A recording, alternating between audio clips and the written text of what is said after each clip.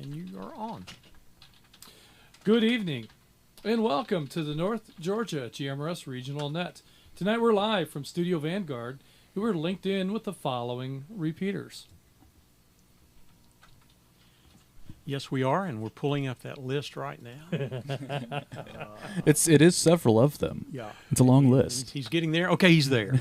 All right. Tonight we're live on Flagship, Noonan, Columbus, Jersey, Rome, Peachtree, McDonough, Lula, Dallas, Watkinsville, Ocala, Toccoa, Cates Cove, Lookout Mountain, Fort Mountain, Mount Roosevelt, White Oak Mountain, Georgetown, and Ottawa.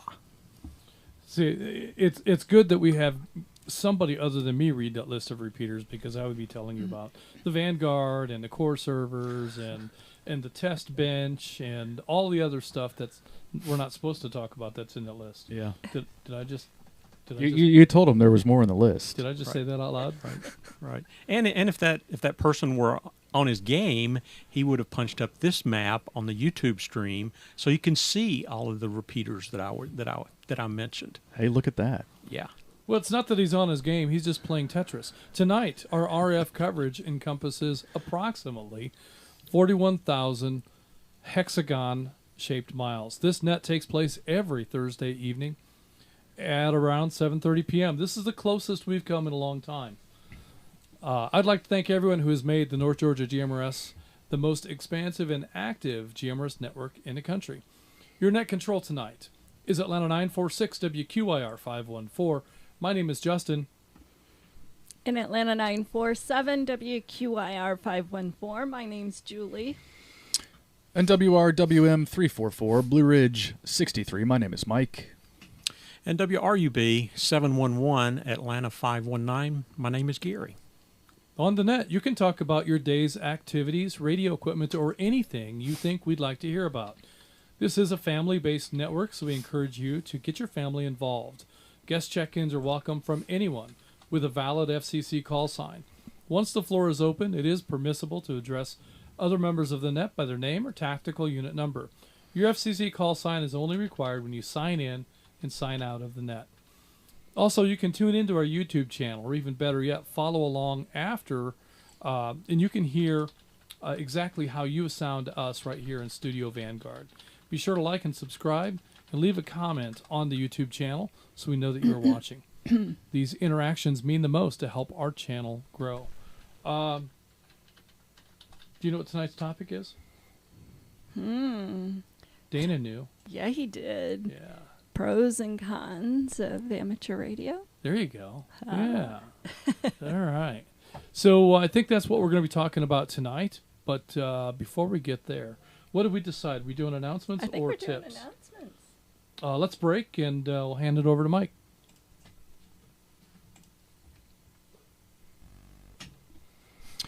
Good evening, this is Blue Ridge 63, Mike with this week's news and announcements live from Studio Vanguard. I've got two upcoming gatherings to tell you about this week that are right around the corner. Write these down if you're interested. These meetups are a great way to meet fellow GMRS members in and around your area. The first one is the Peachtree Corners Brunch Bunch. Their meetup is scheduled for this Saturday, March 15th. It's the third Saturday of every month at JR's Log House, 6601 Peachtree Industrial Boulevard. They've got great... it starts at noon and lasts until approximately 2:30 p.m. They've got great comfort food, from breakfast omelets to veggies and salads, plus any type of barbecue. Regulars and new faces are invited, and they invite you to wear your GMRS shirt or something green for St. Patrick's Day coming up. You can RSVP via email to skygazerpamela849@gmail.com or call out to Atlanta 848-ERNEST on the radio. Also, around the corner, the Chattanooga Radio Area Luncheon. That's next Friday, March 21st at noon at Champy's Restaurant on Ringgold Road in Chattanooga, Tennessee. Let's talk about the nets.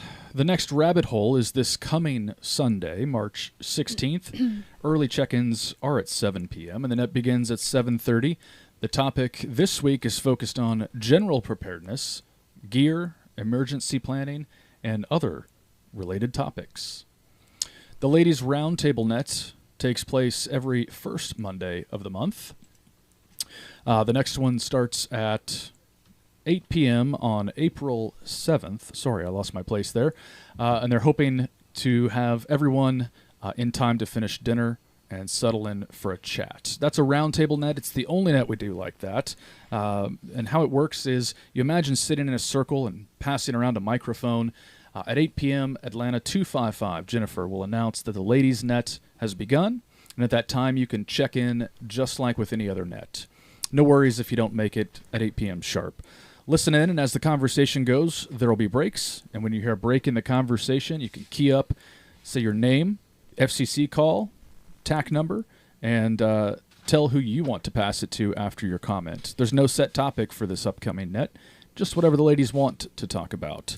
The March roundtable they had was an interesting conversation, and they talked about some quick, easy meal ideas. Let me break.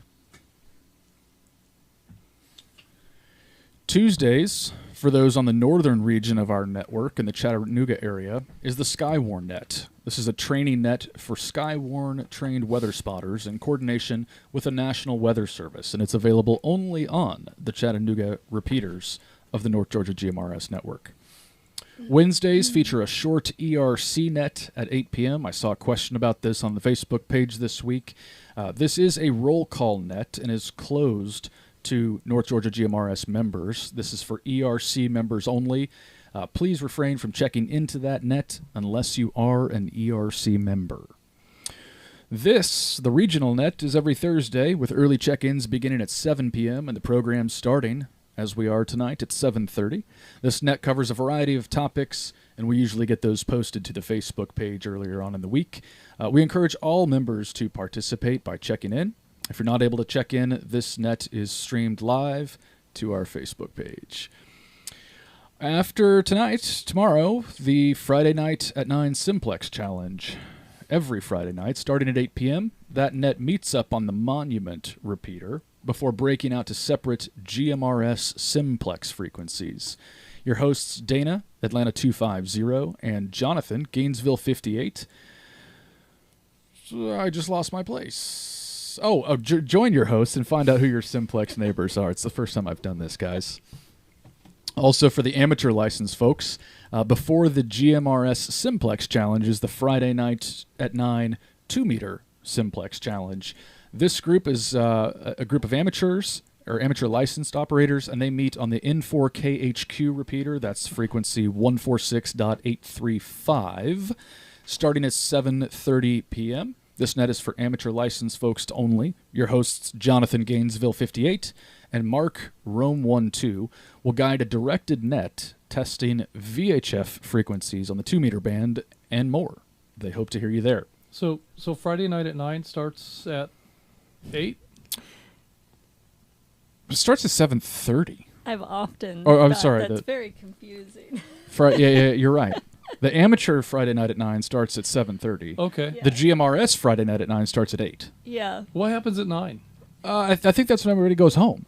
Okay. All right. So if you show up at 9, you've missed it. You've missed the party. All right. We'll have to ask 250 about that. Yeah. And this is why you go back and watch the YouTube stream so you can figure out what time the Simplex exercise starts on Friday night.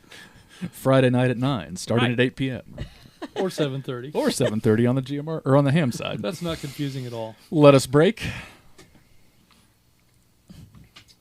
All right, big news. The North Georgia GMRS Group is pleased to announce the next social event, the 4th annual Cookout and Picnic, hosted by the Smith family. Trey, Gainesville 287, Lynn, Gainesville 286, and Charlie Victor 2 times, Gainesville 285, are putting it on. This year, it'll be a family picnic with burgers and dogs and all the fixins. And the date we've set will be Saturday, April 26th.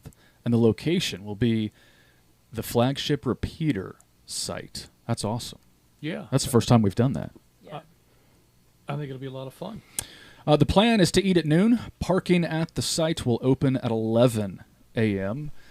Because the event is outdoors, people smarter than me have thought ahead and planned for potential rain days, so keep the following 2 Saturdays on your calendar as well, May 3rd and May 10th, as the backup for those rain delay dates, just in case. There's a note here, this wasn't in there in the beginning, it says porta potties and a hand washing station have been arranged pink, blue, yellow, and I don't know, ask Chuck. Yeah, just ask Chuck. Ask Chuck. Yeah. Chuck will come to you about those porta potties in a little bit. Why else should you come? Well, there's a plan to do tours of the flagship repeater building and the site, offer a presentation covering the site history, as well as more about NGGMRS network history. We're going to have more information available on the Facebook page here soon. Based on previous years, this is the important part, pay attention, we expect 250 to 300 people will be in attendance, and we ask that you RSVP in advance by sending an email, write this part down, ngGMRSevents@gmail.com. How do you spell that? Don't ask me, I can't spell. NG Yeah, keep going. GMRS events at gmail.com. That should get you there. That'll do it. Yeah. More good news. There's no charge for admission this year. In previous years, we've asked for that. This year, we don't want your money. We just want your presence. So what was that email one more time? It looks like the email is ngGMRSevents@gmail.com. And what kind of presents? Justin, I like I saw something that we were getting presents. Gary said it wasn't a puppy. Yeah. All I know is it's not a puppy. What the heck? Maybe What? a goat. A goat? Yeah. Oh. Take a goat. Side salad would take a goat. Oh my golly. Let us break. All right, let's get through this last batch of announcements. The Chattanooga Amateur Radio Club continues to offer a variety of classes and workshops on a number of topics. Those interested in obtaining their ham license, if you're not already a licensed amateur operator, can do so for both, or for all three, for the technician, the general, and the extra exam. The website is w4am.net, and there you can get a list of all the upcoming classes and workshops. Speaking of hamfests are in full swing. There's been a lot of them lately. If you want to find one near you, you can go to the ARRL's website. We're showing that on the screen for our YouTube viewers. They've got a list of all the upcoming hamfests and events in a variety of different areas. The next one coming in our listening area is Saturday, March 15th. That's this Saturday at the Sevier County Fairgrounds up in Tennessee, hosted by the Sevier County Amateur Radio Society. Lastly, last but not least, the American Red Cross of Georgia is holding their Sound the Alarm event, installing free smoke alarms in the Cartersville, Georgia area on March 22nd. They are looking for volunteers still. If you'd like to volunteer, send a note to terry.oliver@redcross.org for more information, details, and the meetup location. It says here, that's it, but I feel like that was a lot. That was a lot. I think that was enough. There's a lot going on. There always is. And the announcements has become a significant element of the North Georgia GMRS Thursday night regional net. You know, those guys will talk about anything. They will. They will. If you have any questions, comments, or news to share for upcoming versions of announcements, send those to Justin, not me. Send them to justin@nggmrs.org. And with that out of the way, let's get to the more fun stuff and kick it over to Julie for this week's Julie's Tips. Awesome. Thank you, Mike. That was great. All right. So, for those of you who don't know, this is WQIR 514. My name is Julie, and I'm at Atlanta 947 with this week's new user tips and operating procedure segment. And as we said earlier, this week we're going to talk about ham radio. So there are many things to love about GMRS radio, and there are a few things we enjoy in GMRS that just don't exist in amateur radio. For instance, amateur radio requires an individual license from each member of the family that uses a radio, whereas our GMRS license covers our entire families. We've often said that in amateur radio, people make contacts to one another, but in GMRS, people create relationships with each other. Another benefit to North Georgia GMRS is that we get to enjoy the largest, most advanced repeater network anywhere. But let's face it, there's only so much we can do in GMRS radio. So what's next? Well, the next step in your radio journey is amateur radio. It really is a natural progression. The opportunities to apply radio skills learned from GMRS to other radio hobbies are endless. You have things like DMR, CERT, Aries, Skywarn, and Georgia Oxcom, just to name a few ways to engage beyond GMRS radio. Beyond that, there are contests, contacts with satellites, and volunteer opportunities to provide support for community events such as festivals, parades, races, and so much more. There are literally endless opportunities to apply amateur radio to other activities, and endless opportunities to learn more about radio and how it works. GMRS radio is very much plug and play, but with lots of restrictions. Amateur radio has no limits.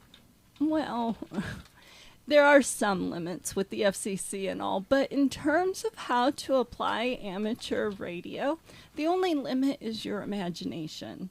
Let me break. There is a ham fest somewhere in our region almost every weekend, with most offering opportunities to take your FCC exam for technicians, general, or extra class licenses. To find Hamfest near you, visit the ARRL.org website. Click in the box for licensing, education, and training, then scroll down and click on Find in-person or online test location. Plug in your zip code and select a distance you're willing to travel, and the search will show you testing locations within those limits. And online testing is a thing now too. A number of opportunities exist for testing in the comfort of your home, provided you have the necessary equipment and environment.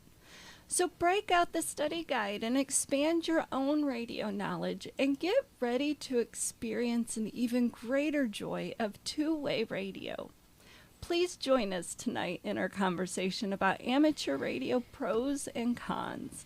These are just a few of the preferred practices of North Georgia GMRS members, and these procedures are how we become the best operators on the nation's largest, most advanced linked repeater network. And remember, if you have any questions or suggestions for new user tips and operating procedures, send me a note at julie@ngmrs.org. We are North Georgia GMRS Network, and this is Atlanta 947, WQIR 514. My name is Julie. Good night, everyone. All right. Well, good night, Julie. Thank you for the tips and free salad. Thanks for those announcements. I'm told that we missed one. Did we miss one? We missed one. Well, it wasn't Dana, because well, he got his in there this week. Yeah, no, he did. Bobby, he has the flip phone, and he's not able to update the document. Right. Through the 1984 Motorola. Yes. So are we supposed to read his mind? Yeah. Oh. Well, but he can't use the radio either. We're supposed to read the email that he sent. And to you? Yeah. So, I mean, you can do that. You could send an email for announcements and updates to Justin at nggmrs.org. But I might ignore that email. Who knows? Stranger things have happened. So anyway, when we come to Bobby, we'll talk about sure. Bobby's lunch gathering. Sorry, Maybe we'll Bobby. talk about it with Chuck. But while we're talking about food, I don't want to get too far away before we go to Gainesville, 285, and let's hear from our picnic sponsor himself about plans for this coming up picnic. CV, are you there?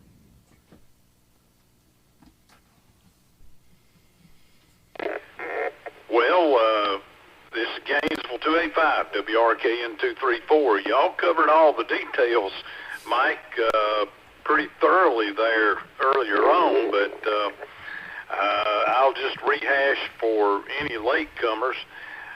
Saturday, April 26th is the target date for now. Of course, this event's going to be different than the previous 3 years because it's, for one thing, going to be outside, which is at the flagship repeater site on what a lot of us call Bisky Mountain, on the maps. You'll find it as Sassafras Mountain, I believe, but anyway, parking opens at 11 a.m. and we start feeding at 12 noon. I will add that people need to bring their ball game chairs, easy ups if you want to bring them. Everything will be very well organized. All the food is provided, and I believe Mike indicated that previously we had charged for this event, but no one has ever been charged for entry into this event in the previous 3 years, and that's the case this year. No charge to enter the event. A lot of different aspects to this I think different people will find interesting on different levels. So anyway, I'll shut up and see if y'all have any specific questions.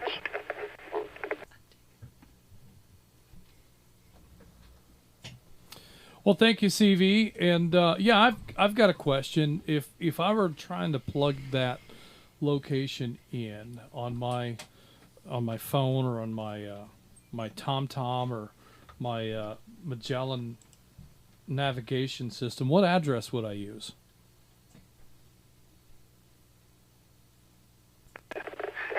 Well, I think you know that's kind of a challenging question. I actually, honestly, do not have that address in front of me. I can tell you that it's Monument Road, M-O-N-U-M-E-N-T, Monument Road, Jasper, Georgia address. Off the top of my head, that's all I can tell you. We did provide an address in the email that went out, and that's going to be pretty close, but up in that area, those GPS addresses get kind of sketchy, but there will be no question where this event is located.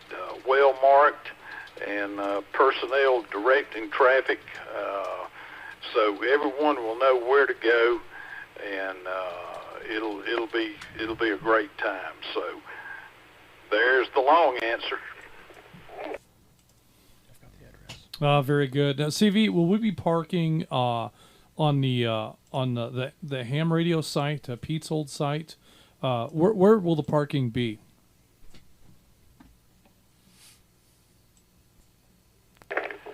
All right, good question. So on the actual flagship site, we have some parking, a good bit of parking, but that site is connected to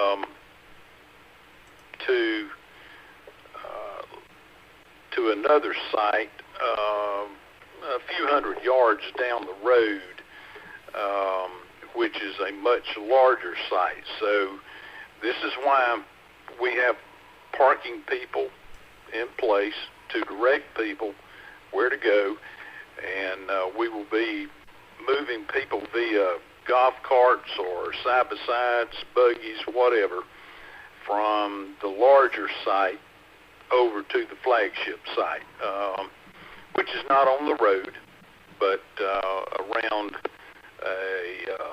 through a different wooded area that we have access to. So kind of hard to explain, but it'll make sense when people get there and actually follow the directions of people who are in charge of traffic and parking. Very good, CV. So, yeah, parking. There's the address that I have is 2996 Monument Road, and that address will get you to the fire station.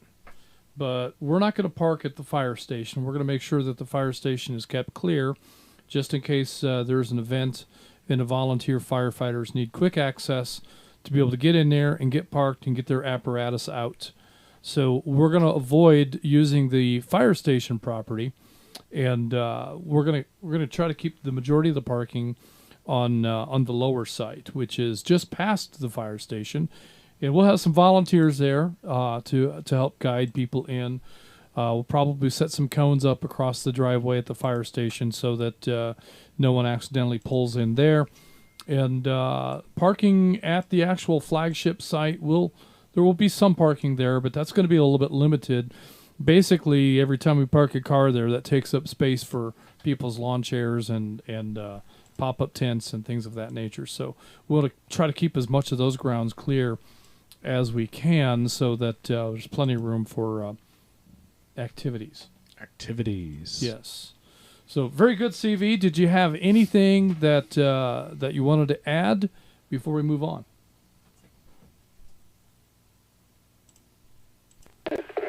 Nothing other than hamburgers, hot dogs, all fixings, some desserts, drinks. Everything's paid for. Nobody has to pay anything. Just come hang out and have a great time. See the mighty flagship site. Learn about it, the history of that mountain, which some of us call Biscuit Mountain, and get to meet people you talk to on the radio and have never met before. It's a great time. Last year we had about 300 people. The year before we had about 250 people. So, we'll see. So just come hang out and have a great time. A lot of other activities in the area. At the end of Monument Road, you have a pretty good park area. And, of course, when you go to the mountains, a lot of great views, especially on top of this mountain. A lot of terrific views. So this is a county-maintained paved road. We're not talking about a gravel or dirt road. There are a lot of high-end houses on top of this mountain. So, we're kind of in the sticks, but not. So, anyway, looking forward to seeing everyone. Appreciate the opportunity to talk about it. Thank you, Net Control. All right. Well, I'm getting hungry just thinking about it, and CV brings up a great point. There is the Eagles Rest Park at the end of Monument Road. So if you come off of the flagship site and you turn right and just run that all the way down to the end, there's a park back in there, and some interesting things. There's several observation decks at that park that you can park your car and you can go walk out, hike out to these platforms that I believe they were built by the Boy Scouts, and you can go up on these platforms, and the vistas are absolutely amazing. You can see such a long distance. I don't even know how far, and it's almost as good as, well, I'd say it is as good as the view from the back porch at the lodge at Amicalola Falls, if you've ever been there. Yes. If you've gone to the back porch and had a look out at that view that they have, it's as good as that. Yeah. And there's 3 or 4 different platforms, so you can see in different directions off the side of that mountain. There's also an FAA radio station tower site back at the end of that driveway. Leave it alone. You can go and you can look and ooh and ah, but it's all fenced in. I believe there are cameras. There's probably high voltage, snipers in the woods. I wouldn't approach that fenced-in area if I were you. I don't know what would happen if you did, but we'll probably never know because there'll be no record that you ever existed. But in any case, there's lots of cool stuff to check out back there, and as long as you leave the FAA installation alone, you should be just fine. You know, speaking of cool stuff, flagship, just seeing the flagship site, you know, it's something that we often take for granted because I've been there a number of times and I've been to a number of commercial radio sites, and flagship is, you know, it's just another one of them. But if you've never been to one before, flagship is awesome because for a station that's been put together, you know, at an amateur level, it's got all the things that you would find at a commercial radio site. So it's really neat to see the level of excellence that's been achieved at the flagship site for the various radio stations that are operating on that tower. So there's at least 4. There might be more than that, but there are several stations that are operating on that tower. And go there and learn about it. And it's time for me to break.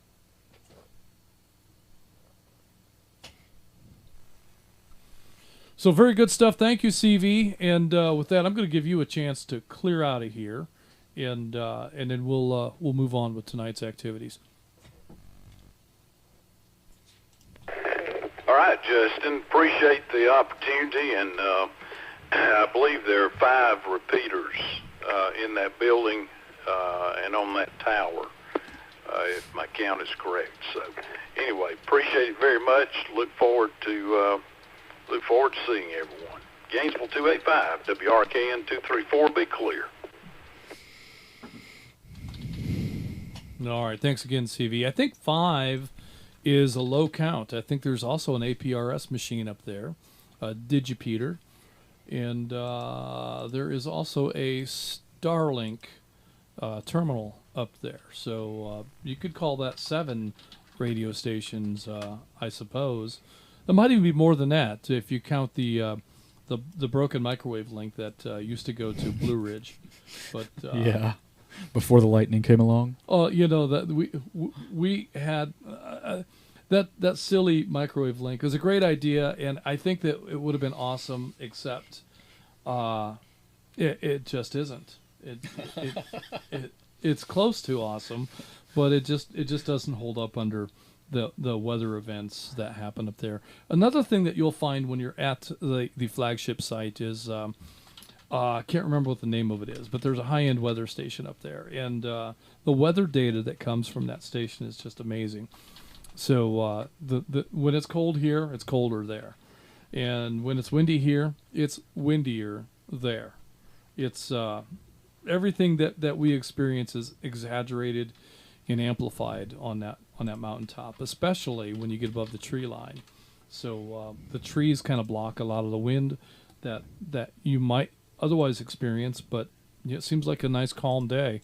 But those treetops sure are moving around a lot. But anyway, very cool thing. I'm excited to be able to share the experience of being at flagship with the North Georgia GMRS membership. All right. Is it time to take more check-ins? We should. We've got a slew of YouTube check-ins. You wanna hit those first? All right. So I'm going to go ahead and do that. I'm going to acknowledge these YouTube check-ins. Those with Zello use, get ready. Go ahead and get your app pulled up and your PTT poised, and get ready for Zello check-ins. After I acknowledge these YouTube check-ins, got a pretty good list of them. Excuse me, let me break. We have WR. WY. I'm seeing a flashing light. It's got me kind of bothered. Seeing the same flashing light. Yeah, I guess there's nothing we can do about it. That probably just means that we're not recording, but that's okay. We'll just roll with it. Sorry about that. A little technical snafu that needs some exploration. We can do that after the show. WRWY 456 Dave, the Hillbilly Ham out of Missouri, is a YouTube viewer tonight. We have Atlanta 33 Tony in Lawrenceville on YouTube. A guest check-in from WSFB 816 in Lynchburg City. Is that Tennessee? I didn't get full info. I'm not sure. Okay. We have Atlanta 770 James in Ackworth. We have Atlanta 355 Damon in Canton. We have Atlanta 766 Jeff in Monroe. We have Atlanta 927 Connie. Just passed her technician test in January. Congratulations, Connie. Glad to know that you've stepped up into amateur radio. Atlanta 830 Arthur in I think he goes by Art. Is that Art? I've got a lot memorized, but I don't have art memorized. He didn't say in the chat? He didn't. Okay. Well, let me make sure. I don't want to.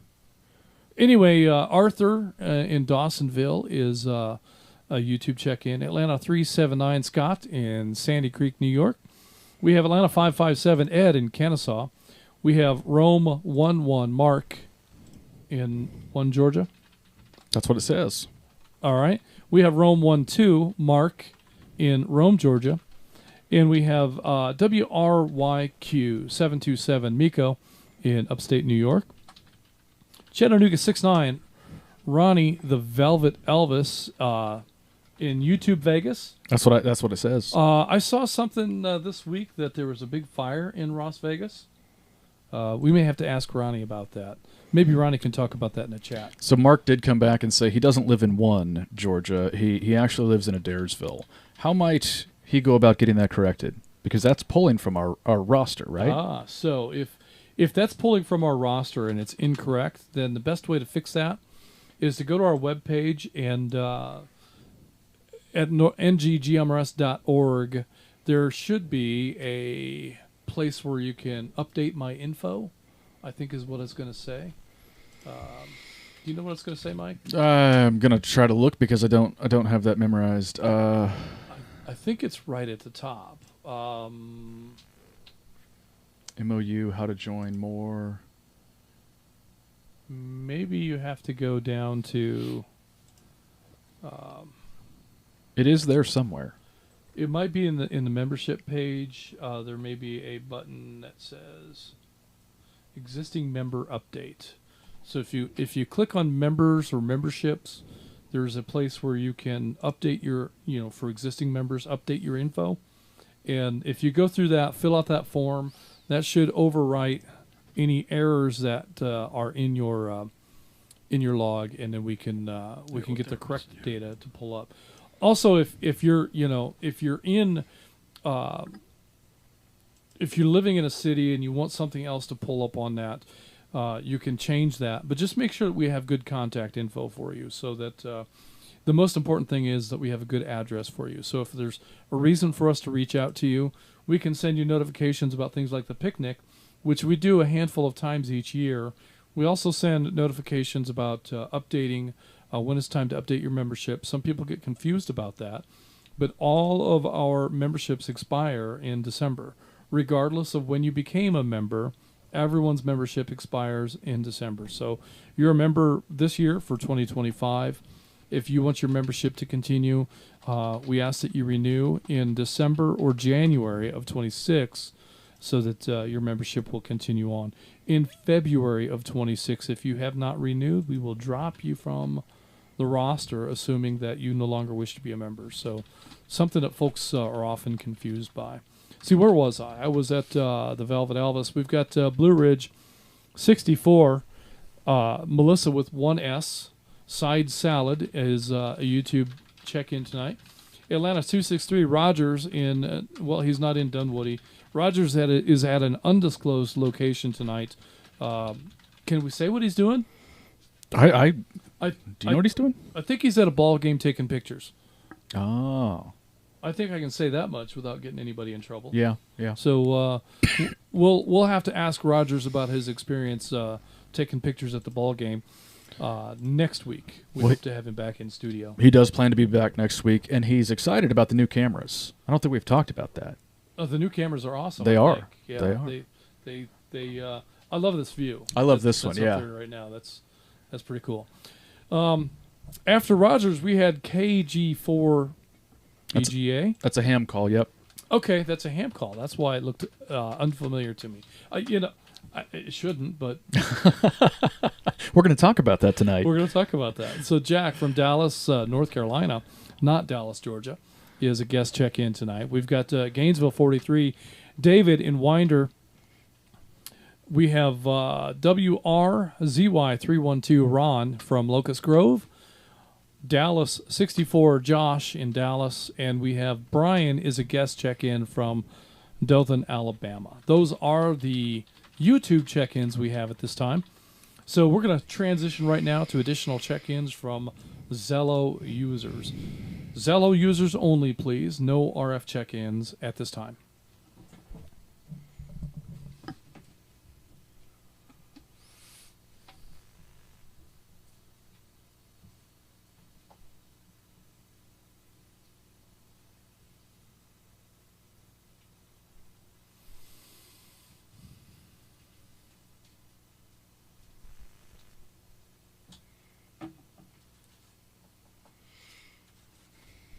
So this is just for those of you hanging out on YouTube.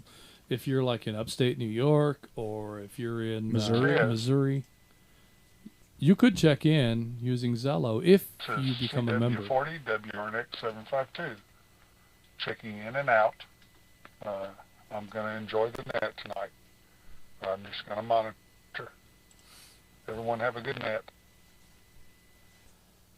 And it's a cool way to stay connected when you are outside of RF range. For those who are, our regular members, Zello is a great way. Like if you're on vacation somewhere out of state, it's a great way to stay connected to the net and jump in on a conversation here. Oh yeah, we've had folks check in on cruise ships and on the other side of the world. Yeah, from Spain, from Korea. Korea, that's right. Other exotic places. Yeah, so very cool. As long as you have internet. This is WSES 959 Tacoma 55. Jimmy from Cashers. I'll be in and out tonight. All the way from North Carolina.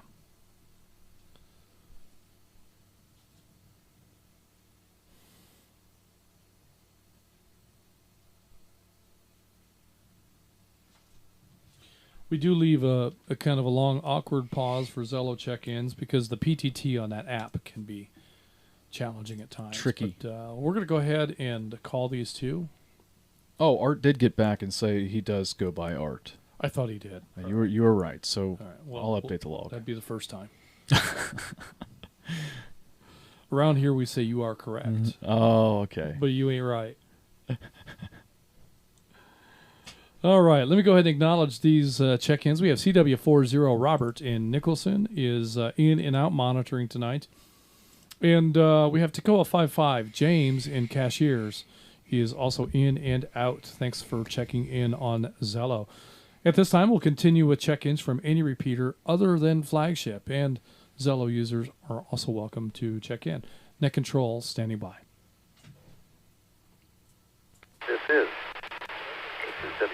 WYV 982, Noonan 119, Jim in Noonan, checking in and out. What was that in the background?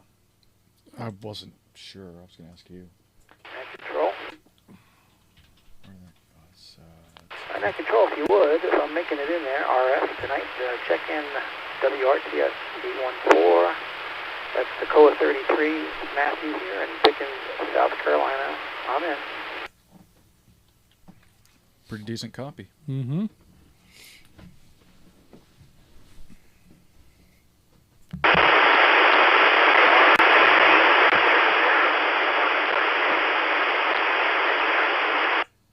I couldn't. Was that a woman's voice? I think so, but I couldn't get anything But out I of couldn't. that. Yeah, I couldn't make it out either. It came in on Columbus.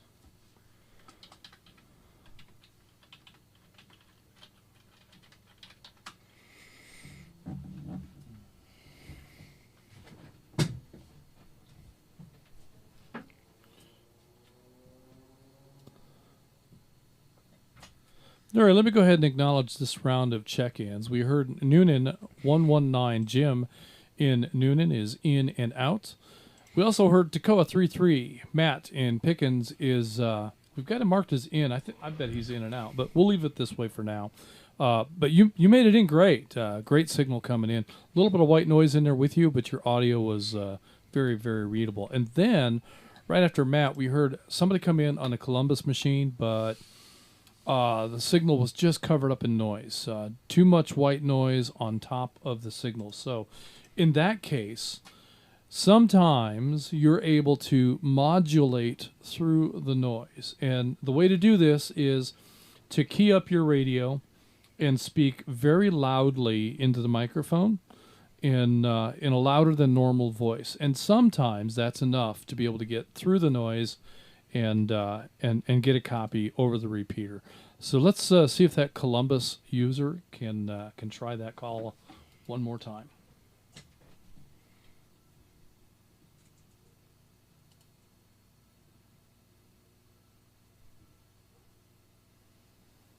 And sometimes people get self-conscious when they get called out.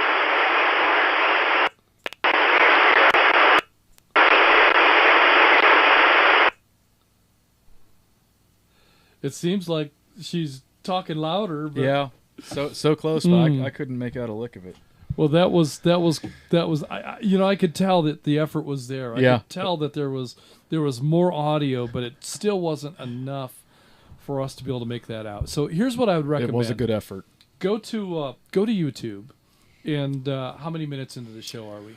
49:29. Go to 49 minutes into the show and play that part back, and you'll hear exactly what we heard, and maybe that'll help you. So there's a couple of things that you can do. Knowing that you can't make it in from where you're at. If you're using an HT, you might need to find a better location somewhere on the property or maybe even off the property. You might have to go to the parking lot at Mickey D's or something like that so that you can get in a little better. Maybe at the church, maybe at the shopping center. Try a couple of those things. The other thing you might do is improve your antenna. If you're on a base station, see if you can get your antenna up a little bit higher. If you're on an HT, see if you can get into a higher spot to be able to operate. Be sure you're holding that radio straight up and down. It doesn't work as cool as it is on TV. You know, when Will Smith is holding the radio upside down or sideways, they'll work in some cases like that. But to get the best performance out of a handheld radio, you really, really got to operate them, smartly. So, unfortunately, we didn't get that check-in from Columbus. We've got a space for you here in the log, and hopefully we can get that updated at some point along the way. But for now, we're going to continue on with check-ins from any repeater, including Flagship. And let me go ahead and acknowledge before I break the contact here. We've got Atlanta 514 Michael in Cartersville checking in on YouTube. Net Control standing by from check-ins from any repeater anywhere, including Flagship. This is WRYC 838 Frank, or I should say Robert, a.k.a. Frank, until I update that info tomorrow. Gainesville 36, checking in from North Forsyth County, checking in and out. And by relay, Gainesville 38J, Cleveland, Georgia, checking in and out. This is 589. Says WRTI 560, Atlanta 589. Don in Kennesaw, check me in and out. This is WSGP 646, Atlanta 164, Dan and Marietta, checking in and checking out. This is that Houston? This is Atlanta 924, No. WSFE 395, Billy in Jasper, and I'll be in and out.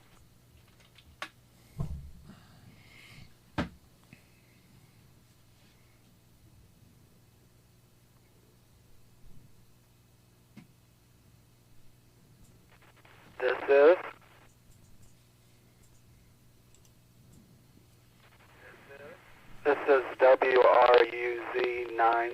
979, Chattanooga 97.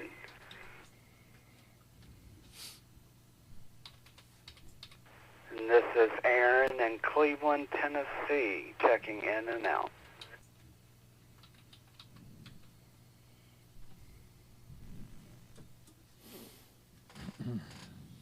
This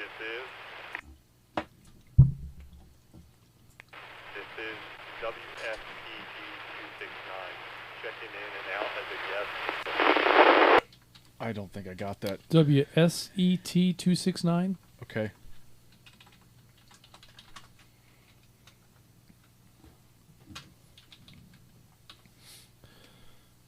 All right, last station, hang out here with us for just a moment. I'm going to go ahead and acknowledge these check-ins, but we didn't get a good copy on you, so I'll come back to you and we'll see if we can get this straightened out.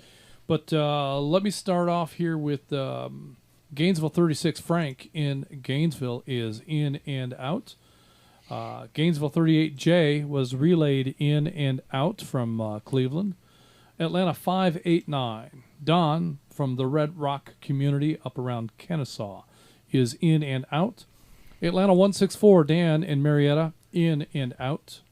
Atlanta 924 got stepped on like 3 times, but he finally came back and got in there. Billy in Jasper, thanks for being patient with all that, Billy. We did get you in there. And we have Chattanooga 97. Aaron in Cleveland is in and out. And I believe it was WSET 269, but I don't know. Why don't you come back and tell me if I've got that right?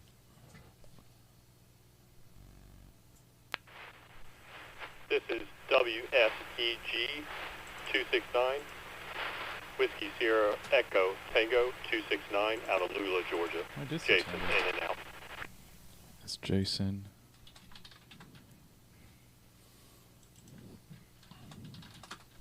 All right. All right. Whiskey Sierra Echo Tango 269. Jason, we've got you in and out. Thanks for checking in with us tonight. All right. I think that's going to wrap up our check-ins for this time around. We'll take one more round of check-ins at the end of the program. So if you've been trying to get in and you just couldn't make it, stick around and we'll give you another opportunity before we close the program. But for now, we're going to head up to the top of the roster. Man, that's a long way to the top. We got a few tonight. Yeah. So it looks like let's start off right here in the studio. And Gary and Mike, amateur radio is kind of the next logical step in terms of advancing in your radio experience. What are your thoughts in terms of pros and cons of amateur radio? And would you recommend it to somebody, or is that bang not worth the buck?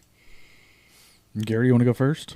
Sure. Yeah. I first got my GMRS license, and then the interest spiked with amateur radio, just to do other stuff. I mean, you open the door, and there's 1,000 things you can do in an amateur. My interest in GMRS was really the backcountry. When I hike, my sweet spot is when I lose cellular service. That's when I'm in my sweet spot. Yes. But the wife doesn't like that. She still wants to be able for me to contact her. So that's where GMRS and amateurs kicked in for me. I think I came to radio by way of GMRS as well, and it's easy to pay the license fee and just get on the air immediately. I found out about North Georgia GMRS Network just in my research of GMRS here, and it wasn't long. It was less than a year before I was interested in ham, and getting my amateur license. And let's break. Okay, let's break. And learning more about radio, I've got that curiosity about how things work. And in the GMRS side, it's fairly simple, straightforward to understand. We operate in the UHF portion of the band. There's a 5 megahertz split between transmit and receive if you're using repeaters. There's not all that much to it. But the capabilities to talk further, farther, longer, louder, whatever you want to call it, really just exist on the amateur side. As well as some of the digital technologies that just because I'm a nerd, I geek out over that stuff and learning new things. I think that had my interest. So, what was the other part of your question? Do we get it? Pros and cons. What do you Pros think? and cons. Yeah. Yeah, that's all a matter of perspective relative to what you want to do, right? One of the pros could be that you can use digital modes to talk over the internet and out to other repeaters in other parts of the country. Or if you don't want to talk, you can listen. An example of that, during the hurricanes last year, I would use my DMR radio in a hotspot at the house to listen to the amateur radio traffic down in Florida for what they were saying on the ground down there. Updates about the weather, the storm as it was rolling in and breaking landfall. And, it's informative. I guess that would be the pro is you can gain access to information. You can listen in, or you can participate in other parts that you wouldn't be able to reach with GMRS or analog radios or even with a massive linked repeater network like ours. So it opens up more capabilities, I would say. I think one of the hooks for me, too, was the International Space Station. To be able to listen to those guys, I mean, you watch the videos, but to actually hear them live over your radio, that's really cool. Yeah. It's just cool. I haven't done that. I haven't talked to them, but I have certainly stood out on my back deck and listened to them, and it's a unique experience. There's a website you can go to. I don't remember what it is off the top of my head, but it will show you the track of. There's a couple of amateur radio satellites, and I think you can also track the space station. There's probably a space station website, but it'll tell you. You plug in your zip code, and it'll tell you when the satellites are going to pass overhead. So the amateur radio satellites, there's a few of them up there. I don't remember exactly how many. But there's a couple of opportunities almost every day to make satellite contacts. And that's a lot of fun because you have a limited period of time, but you can throw your call sign out there, and hopefully you'll hear somebody call back to you.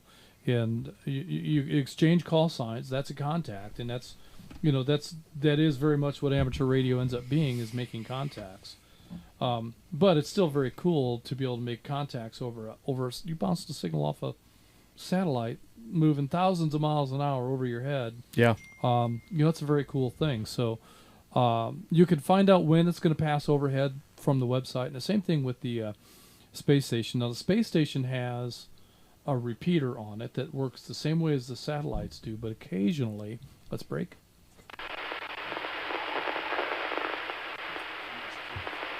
Now, flagship's broken.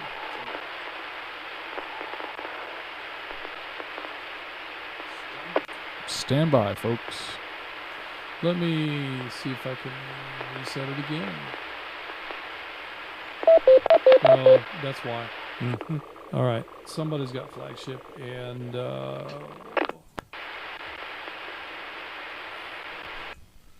Go. All right. And so, like I was saying, the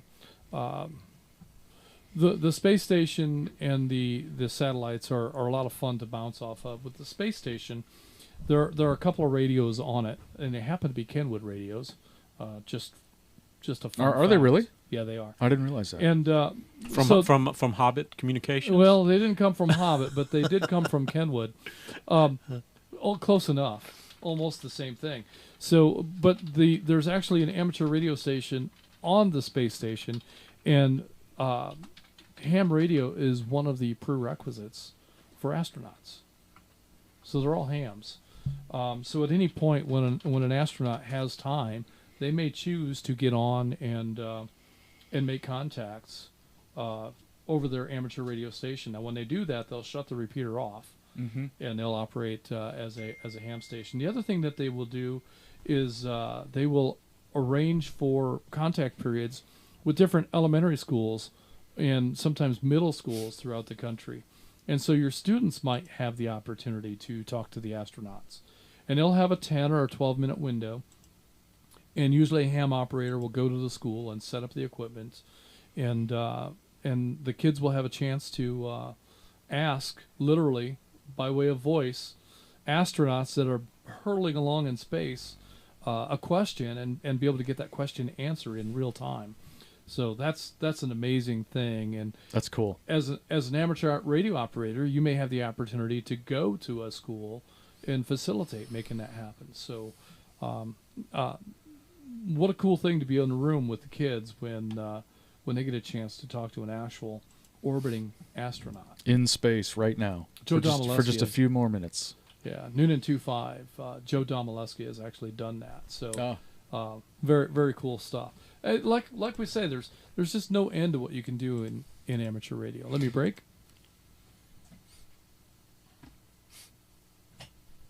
I think that's what drew me in, is that amateur radio is one of those hobbies that can mean different things to different people.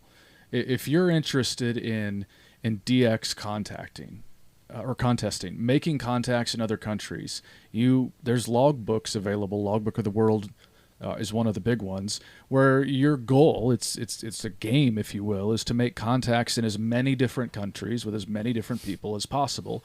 And your bragging rights are the distance that you were able to make that contact. If you're not interested in that, personally, I'm not. There's other elements of the hobby. Gary talked about space stations. Justin talked about space repeaters and satellites. Yeah. There's the digital modes that you can get into. There's HF radio if you want to make long distance or even what would that be, medium distance contacts.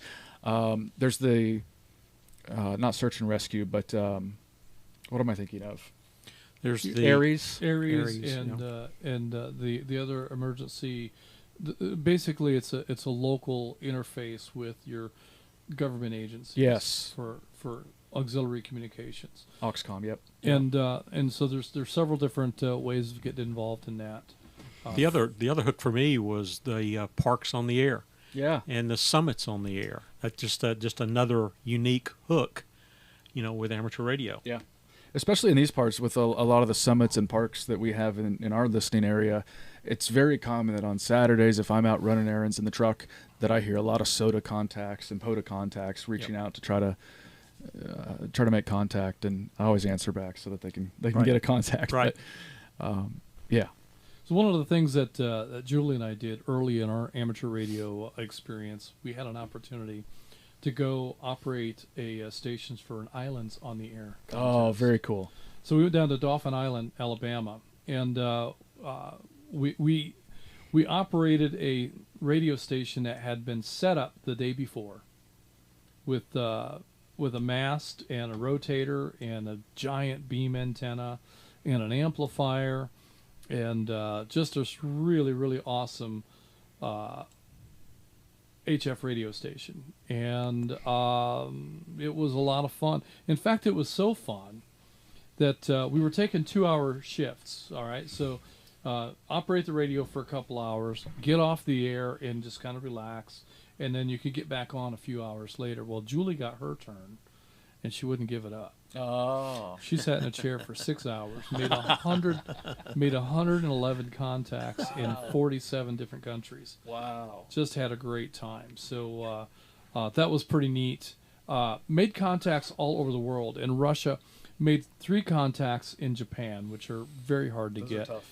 And what's really cool about this is that no matter where you're talking in the world, in amateur radio, unless they're talking to one another, like if somebody in Brazil is talking to somebody else in Brazil, they may be speaking Portuguese.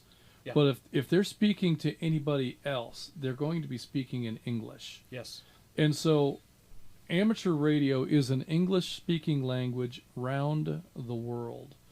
And so you make contacts in the Philippines, you make contacts in Russia, you make contacts in Poland, all around the world, and everyone is speaking English, and it is so much fun to be able to log in these call signs and then see where they're from, and just an amazing experience. So HF radio is that, and yeah, you can't beat it. So let's go ahead through the roster and see if anybody else has any comments or any wishes or questions about amateur radio, and if they have any pros or cons they'd like to talk about. I think first on our list is Atlanta 250. Dana from high atop Mount Olympus would be an awesome place to stand up. Oh, you wouldn't need much, just something to get above the trees. Stand up a small tower there with a beam on top of it, and talk around the world from Mount Olympus. Dana, do you have any plans for such a station? Well, first of all, good evening to you, Justin. Julie, I don't know if she's still in there or not. Mike and Gary, y'all are the A-team and definitely set the example. Let me break real quick. I don't believe there is only but one real con to advancing, into amateur radio. And that is, you need to buy more radios. You need to buy more antennas. And, I don't know about everybody else, but I'm already sitting here looking at 7 different radios all connected with 7 different antennas on the outside. And, oh, my gosh, let me break one more time. So that is the only con that I can think of. I do have I prefer, like Mike was saying, HF. When I first hooked my station up here, and I heard clearly people from New Zealand, Buenos Aires, Argentina. There's a gentleman in Mexico, or Mexico City, that, he's just on every weekend, and he just booms. Let me break. And then all the way to our friends across the pond in England. And when I heard this stuff, oh, man, it lit me up. Got a big smile on my face, and it set me in motion. So right now I only listen to it, but you know what? When you listen, you learn. So that's a big thing. Let me break. Other than that, I don't, like I said in the beginning, I don't believe that there are maybe but one con, well, 2 cons. If you're married and your wife sees what you want to buy, well, that's a whole different con.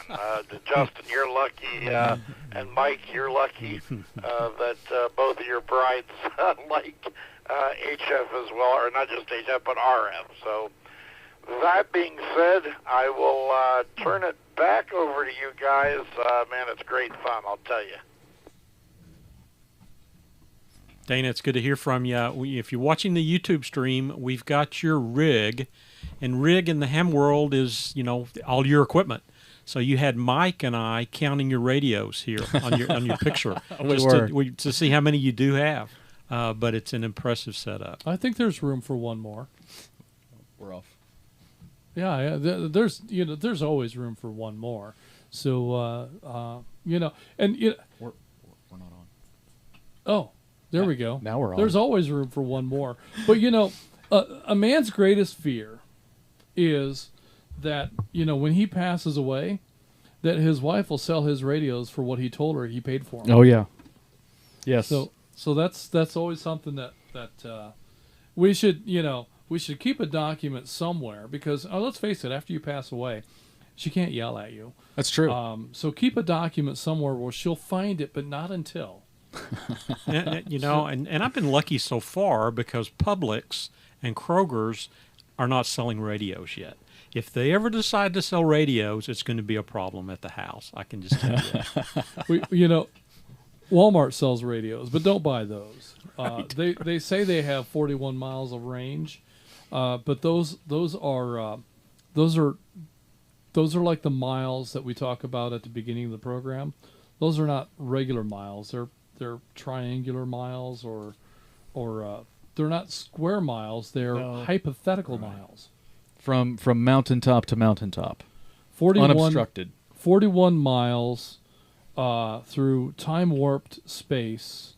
And if you understand how time warps work, that 41 miles is actually only a few inches, but you've got the big bend. So that's 41 miles of that bent space. But the radios are truly good for across the backyard. I was going to say 0.41 miles. good for car to car on a trip around the backyard. Right. That's about it. And it's amazing too. I saw a Motorola blister package of radios at Walmart. They looked like great radios, but they were FRS radios, so they're half a watt. Yeah. And all that silly packaging and labeling and all these fantastic claims of performance, and they're like $150. Yes. I mean, your radiodities and your Baofangs, and I mean, if you're going to spend money on a junk radio, they weren't Motorola. They were Midland. That's what they were.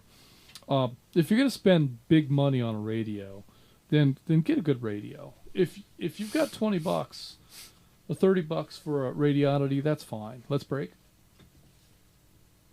Who's got the key? Okay, I'll take it.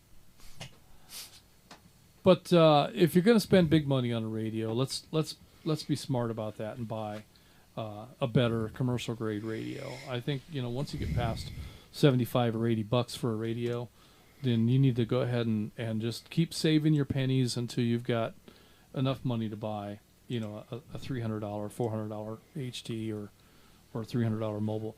And in the world of Part 90 radios, there are so many radios on eBay in the $100 to $200 range that are great radios that are used. They have a lot of life left in them, so that's always something to explore too. But that's off on a tangent. Tonight, it's all about amateur radio and some of the pros and cons. I think the biggest con mentioned is the expense, and I think that's But if you're staying in a 2-meter arena or DMR, you can get into radios for similar costs to what we're spending on our GMRS radios. Yeah.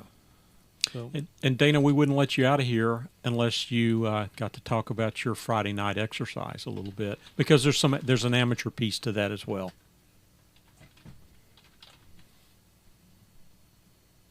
Well, real quick, the way to explain the simplex is talking radio to radio without the assistance of repeats. And we put it in a fashion where it's fun and inviting every Friday night. I know Julie said it was confusing, the 8 o'clock, 8:30, The Friday night at 9 is a national program. I decided to keep the name when we started this little ambitious adventure. Let me break. And because it's a nationalized program, it starts at 9 on Channel 19, and I don't know the frequency right off the top of my head.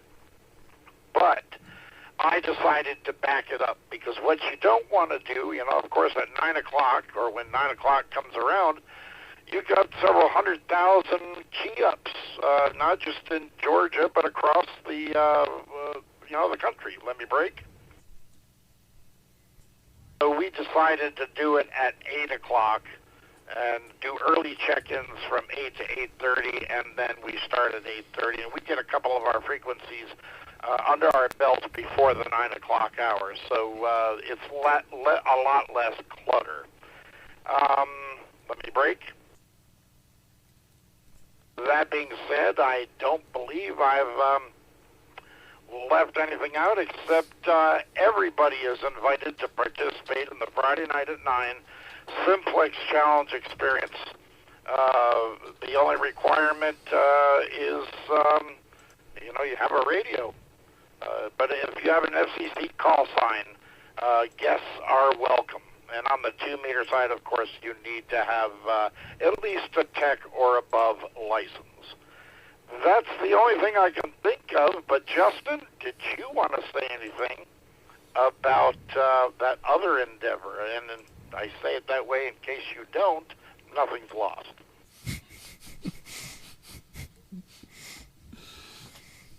Someone said that there's no worse way to keep a secret than to pass that on to a net control operator. That was just this week. Yeah, that was just this week. I think I was the one that said that. But I think what Dana is hinting at is a new program that's it's in development. We're not really there yet, but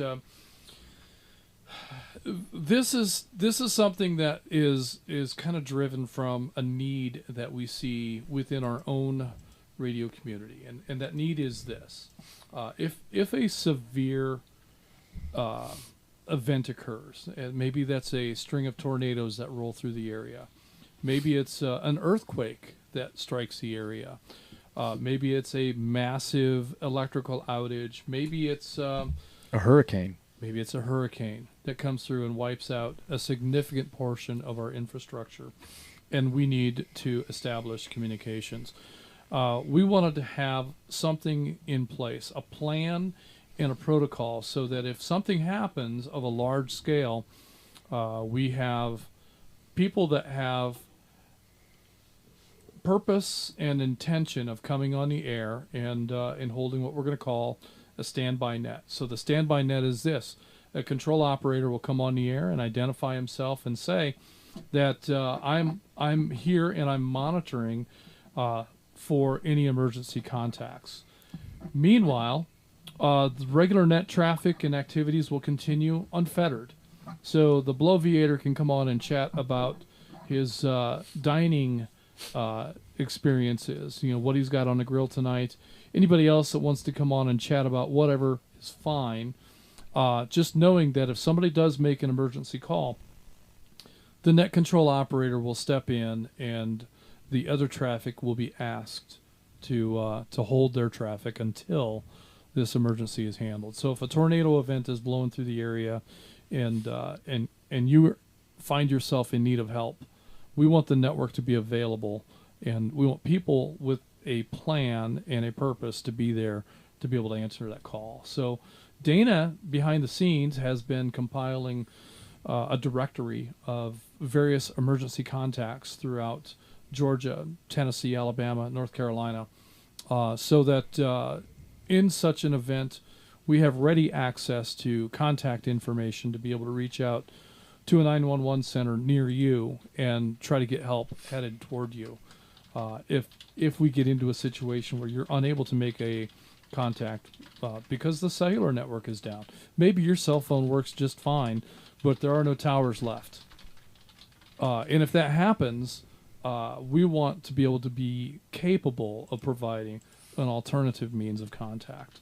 So that's the program that Dana is hinting about. Let me break. And that is the Emergency Standby Network.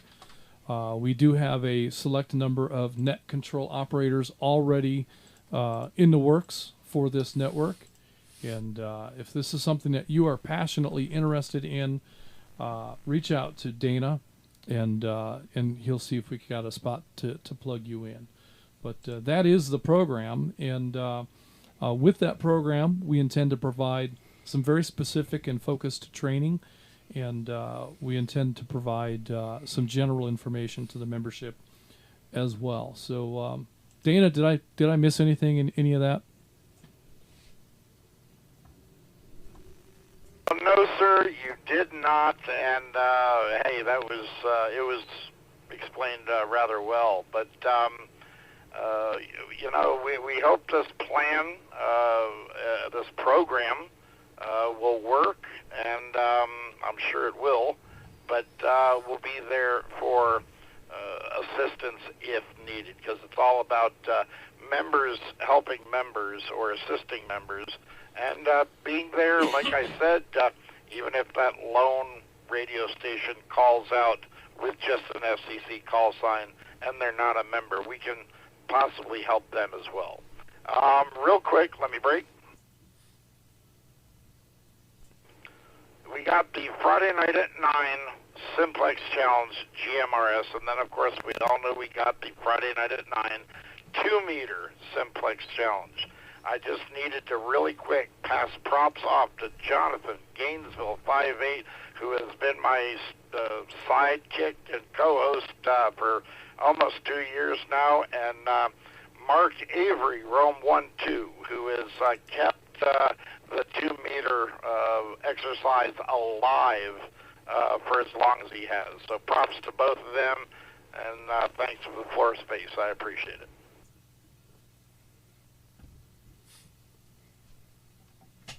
Oh, very good. So one of the cool features of the Friday Night at 9, which starts at 8, is that when they finish their program, after their hours worth of 30 minutes on the repeater and then 30 minutes of testing simplex coverage, when that's done, guess what time it is?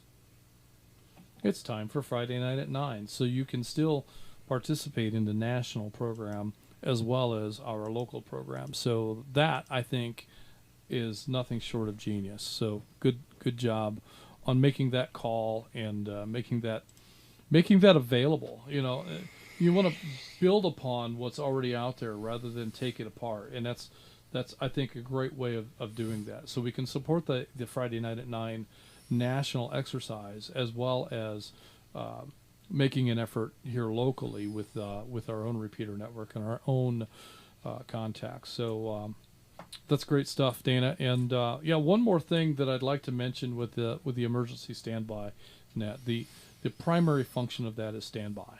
All right, so there's no intention of coming on and taking over the net if there is severe weather.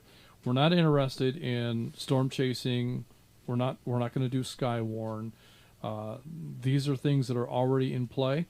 There is a Skywarn program. If they have an activation in the Chattanooga area, they will activate as normal. Nothing changes as far as that goes. But for the rest of the network, we're not going to be doing any storm spotting. There's already great programs in place for that, and we don't want to take away from anything that already exists. We want to build upon what's already there. So the emergency standby net will be that. We will stand by, and the key component is that we'll have somebody specifically tasked with monitoring the net. So the normal traffic can continue, but if an event occurs, someone will be there actually monitoring and listening specifically for a call that calls out for an emergency. And if that happens, that net control operator will then take over the network and direct other traffic to stand by. That's the idea. That's the plan. And like I say, we've got training that we'd like to do with our net control operators, and we've got some resources. I've got right here. This is what Dana has prepared. That's a book. This is what Dana has prepared for emergency contact information. Wow. For our net control operators. So it's a lot of material. We will organize this hopefully better than it is already, but it's not bad the way it is. And we will make all this available to our net control operators so that if something happens anywhere within our coverage area, we should be able to make contact with authorities and get help headed that way. That's the plan, and the plan is you should break. Let's do that. All right, next on our list, we do need to keep moving, or we'll be at this all night, and I get any farther than Dana. Next on our list is Atlanta 1402. He's in the basement in case of a storm. Todd, did you have any comments for the net, pros or cons for amateur radio?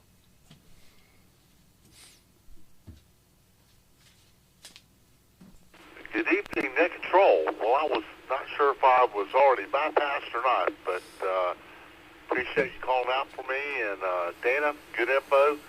Dana pretty much covered all the cons of going into the amateur side, which is mostly expense. Have a break. But I think there's a very good relationship between GMRS and the amateur side, and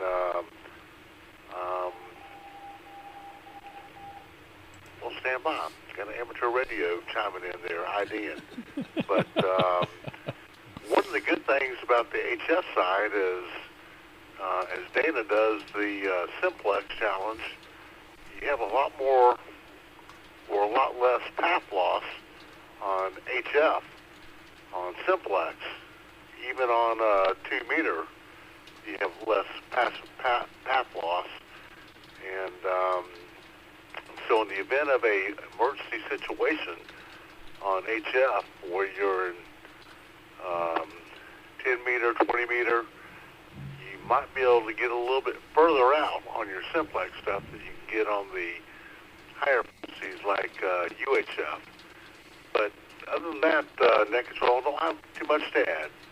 WRKN 464 Atlanta 1402. Totally incorrect. So that's a good point, and I think what Todd's trying to say is that there's a big difference in the way signals propagate in different bands. So in the UHF where we are for GMRS, we really depend heavily on line of sight, and when we get obstructions between radios, whether it's simplex or even obstructions between a radio and a repeater, it drastically impairs that signal propagation and sometimes makes a signal unreadable. So if you've got good line of sight to the repeater, and we talk about this a lot because it's relevant to UHF radio, you'll have good signal, good propagation into it, even if you've got a lot of distance. You could be very close to a repeater and have a mountain ridge between you and that repeater and never be able to hear it. Right, Bobby? So when you get into VHF or even into HF, propagation happens a little bit differently. Those signals behave significantly differently based on their frequency. And so lower frequency signals tend to travel through obstacles and sometimes around obstacles better than UHF frequencies can. So you can have very different coverage from the same location depending on which radio you're using.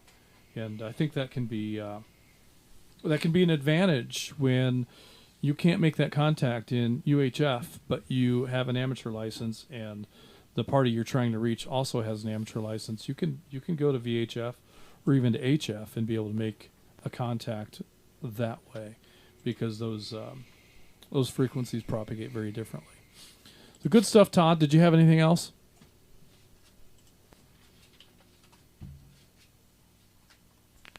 Well, net control, Justin, Mike, Gary, Julie. No, I guess I was corrected there, not by you, but another station chimed in that I was totally wrong. But I'll leave that at that. But no, sir, you very entertaining net tonight, and appreciate you guys, and look forward to seeing you up at the big cookout next month. WRKN 464 Atlanta 1402. All right, very good, Todd. And just as a reminder, don't feed the animals. Just like the sign at the zoo. No need to feed those animals. They can forage for themselves. Next on our list, we have Chattanooga 260 Colt in Dalton. Colt, what are your thoughts, pros and cons for amateur radio?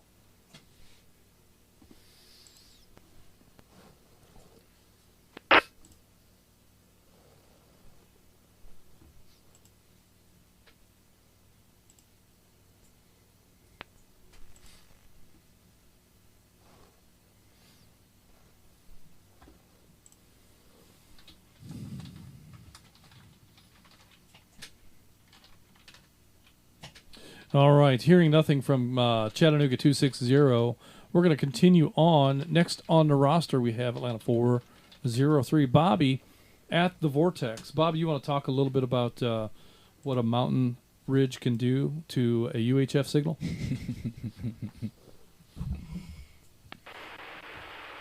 Oh, yeah. I mean, back in the day, before a lot of people here joined up, but when we had that repeater up on Sassafras instead of Flagship, I was able to get into it with the Yagi, no problem. And one day I came back from Florida, and you guys had moved it, and I've been there myself. I've seen it just 100 yards or less, and that 100 yards up there at the repeater site was, a couple miles down by me, and put me behind me on a mountain for the signal. And yeah, line of sight was gone. That was the end of my signal into Flagship. Thank God for Toccoa. Ah, very good. Yeah, and that's the most bizarre thing because Flagship is about 100 feet taller than Sassafras was, and as you mentioned, no more than 100 yards away. So that's something that you'll be able to see for yourselves when you come to the Flagship picnic next month. The proximity of the two towers is remarkable, but the difference in performance is just something else. You know, the Sassafras site is an old AT&T long lines repeater site. So one thing that you can rest assured is that AT&T chose that site based on propagation studies and based on what their estimated performance for that location would have been long before anybody showed up with a shovel or a bulldozer or any kind of equipment to build that location. Engineers were out there making assessments and probably doing radio tests to see how that site would perform. So the Sassafras site is definitely a premium radio site. And if Sassafras had the Flagship tower on it, it would be even that much greater. So I don't know. The property is unused at the moment, but it does have a lot of potential. We wish that the owner of that site would be a little more cooperative with us, but we're good. We're good. Bobby's the only one I know of that has any challenge with receiving Flagship. So that's unfortunate, but the performance at Flagship is outstanding for everyone else, unless you're at Bobby's address. Or in Blue Ridge. Or in Blue Ridge. But, yeah. Don't I know? So, Bobby, did you have any comments about amateur radio? Dude, you are totally incorrect. That's an AT&T site called a boomer. I mean, you haven't got a clue. I mean, I don't believe these people. And you.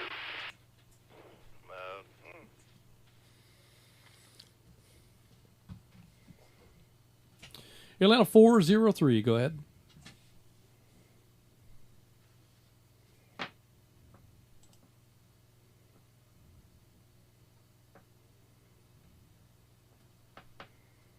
Mislead these people. I mean, give me a break.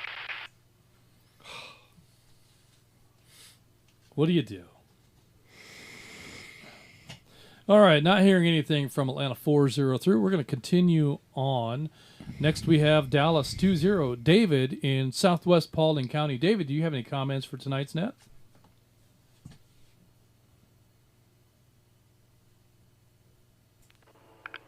Yes, sir. Well, the pros and cons. For me, I don't have my ham ticket yet. Things have gotten in the way of even beginning to study for that. But the pros of GMRS is it allows for family members to get on the air that won't take the ham test. For instance, my wife, my mom, they're not going to take the ham test. So GMRS allows that to take place. And the beauty of that is it keeps radio alive. Someone is on the air, and that's the biggest thing. Be on the air, because if the radio is silent, they'll take these frequencies away from us eventually, or reallocate them somewhere else. So, as for GMRS, it's pretty much our life. We use it through. Timed out. We use it through Simplex while out trail riding and all the other things, but ham, yes, you can talk further. You can do more things with it. I'll get to that avenue soon, but as of right now, GMRS is our home.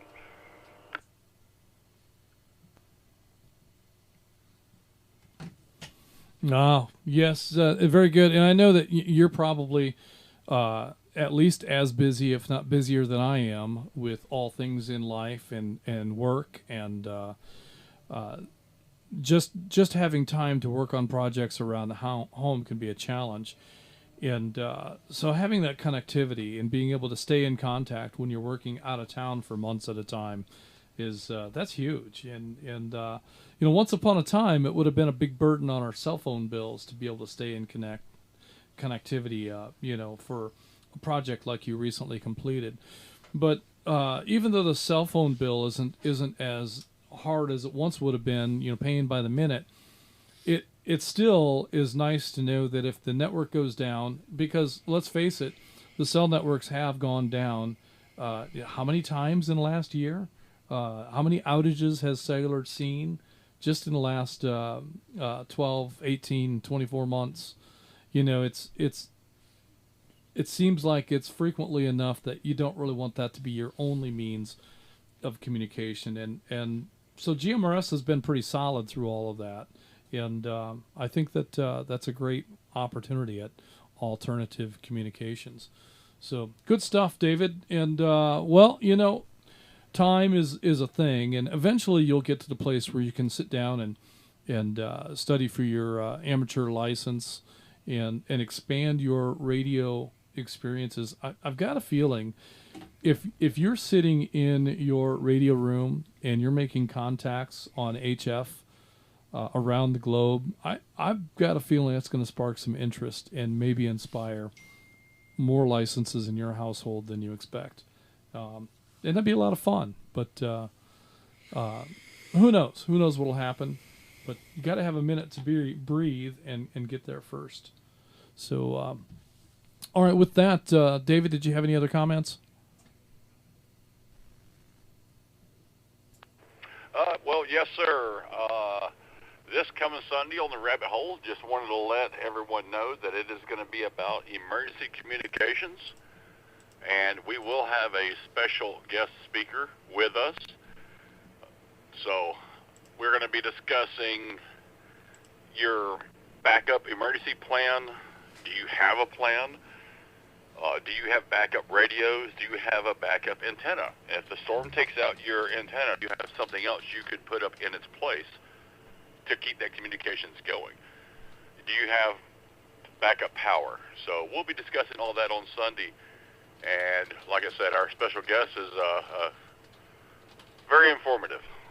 So we'll leave it at that. But join us this Sunday, 7 o'clock for the Rabbit Hole to talk about emergency communications plan. All right. Well, that sounds great. And he did say the special guest is very informative, so we know it won't be me. But that sounds like a great net. And so that'll be Sunday. Early check-in start at 7. The net will start at 7:30. And emergency communications and the plan. I think the plan is very important. I think it's vitally important to have a plan. And the Friday night at 9, and knowing what your simplex coverage are, knowing who your simplex neighbors are, and having a plan. So if stuff does happen, you have a plan that you can exercise. And David's going to talk about the 333 and a number of other factors. So be sure and tune in, and let's find out who the mystery guest is. So good stuff, David. Thank you for that. Let me go back and see if Bobby has any additional comments. We heard his comments about UHF coverage and the mountain ridge he has between him and Flagship, but we didn't get to hear any comments from Bobby with regard to HF radio. Bobby, go ahead. Double general extra.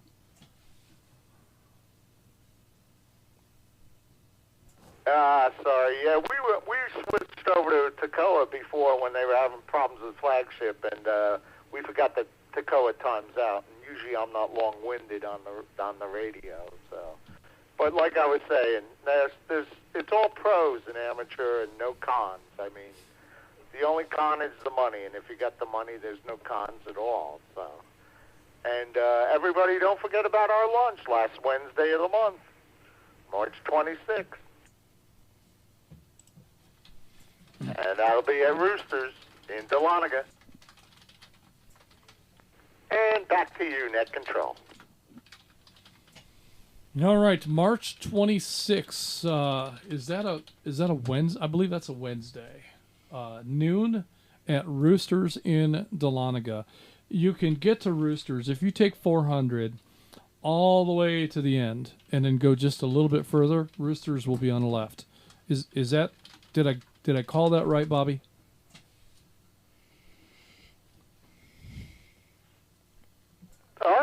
Yeah, sounds like 100%. Yeah, if you're coming from the south.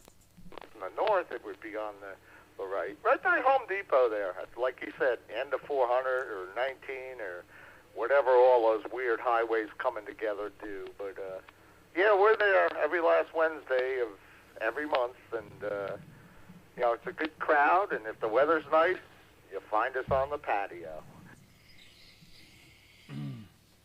Just like the furniture on the patio. Okay, I got it. All right, Bobby, good stuff. And enjoyed the one opportunity I had to sit down and have lunch with you guys.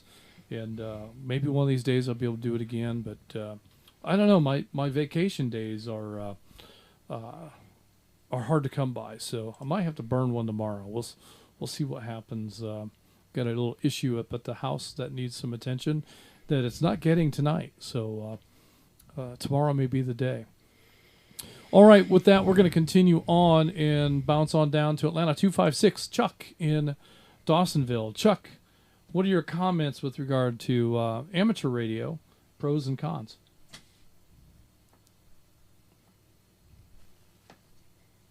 I'm waiting to see if he talks about the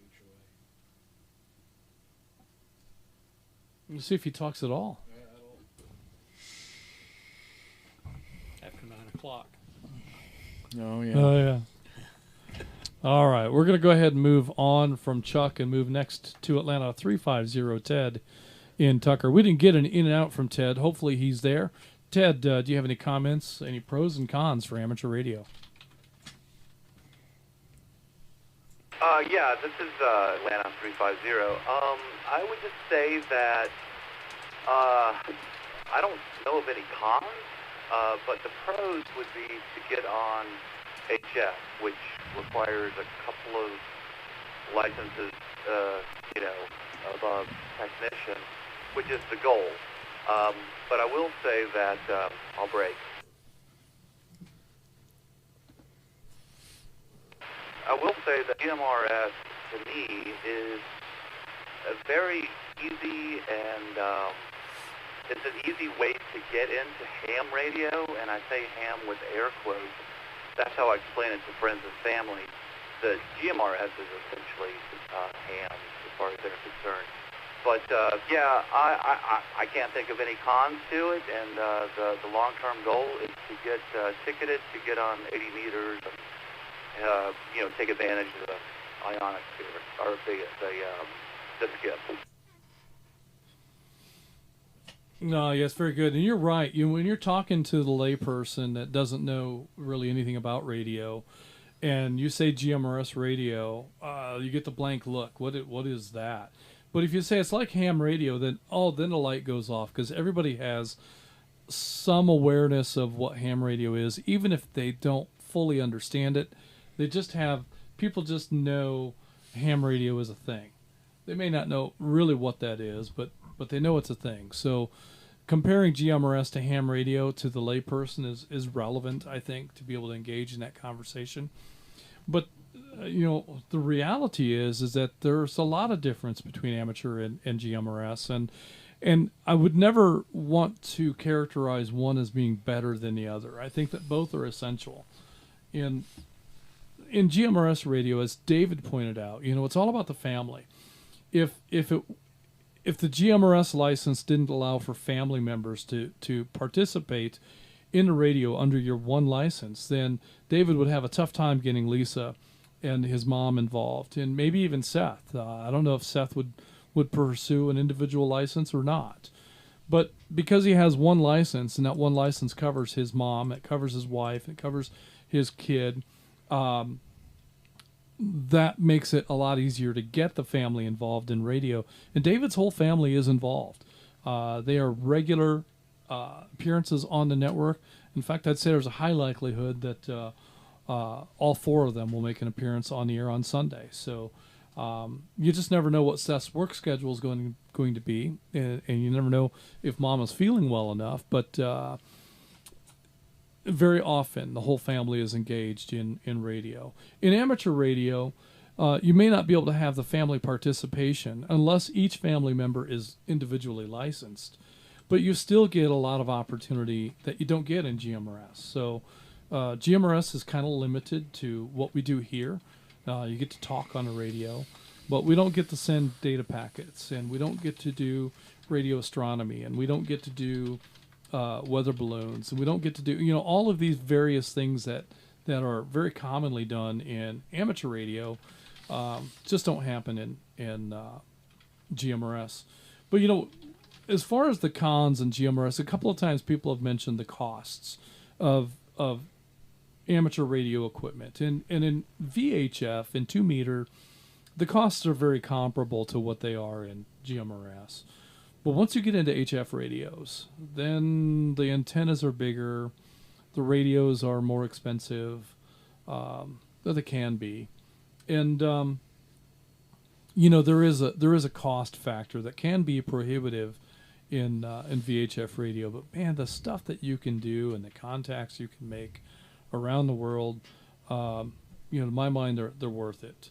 It's worth the investment in time in building up your radio station, and it's worth the investment in money in acquiring the components that it takes to do all of that. So, very good stuff. Glad you made it in tonight, Ted, and look forward. Before we let you go, let me just see if you have anything you'd like to follow up on.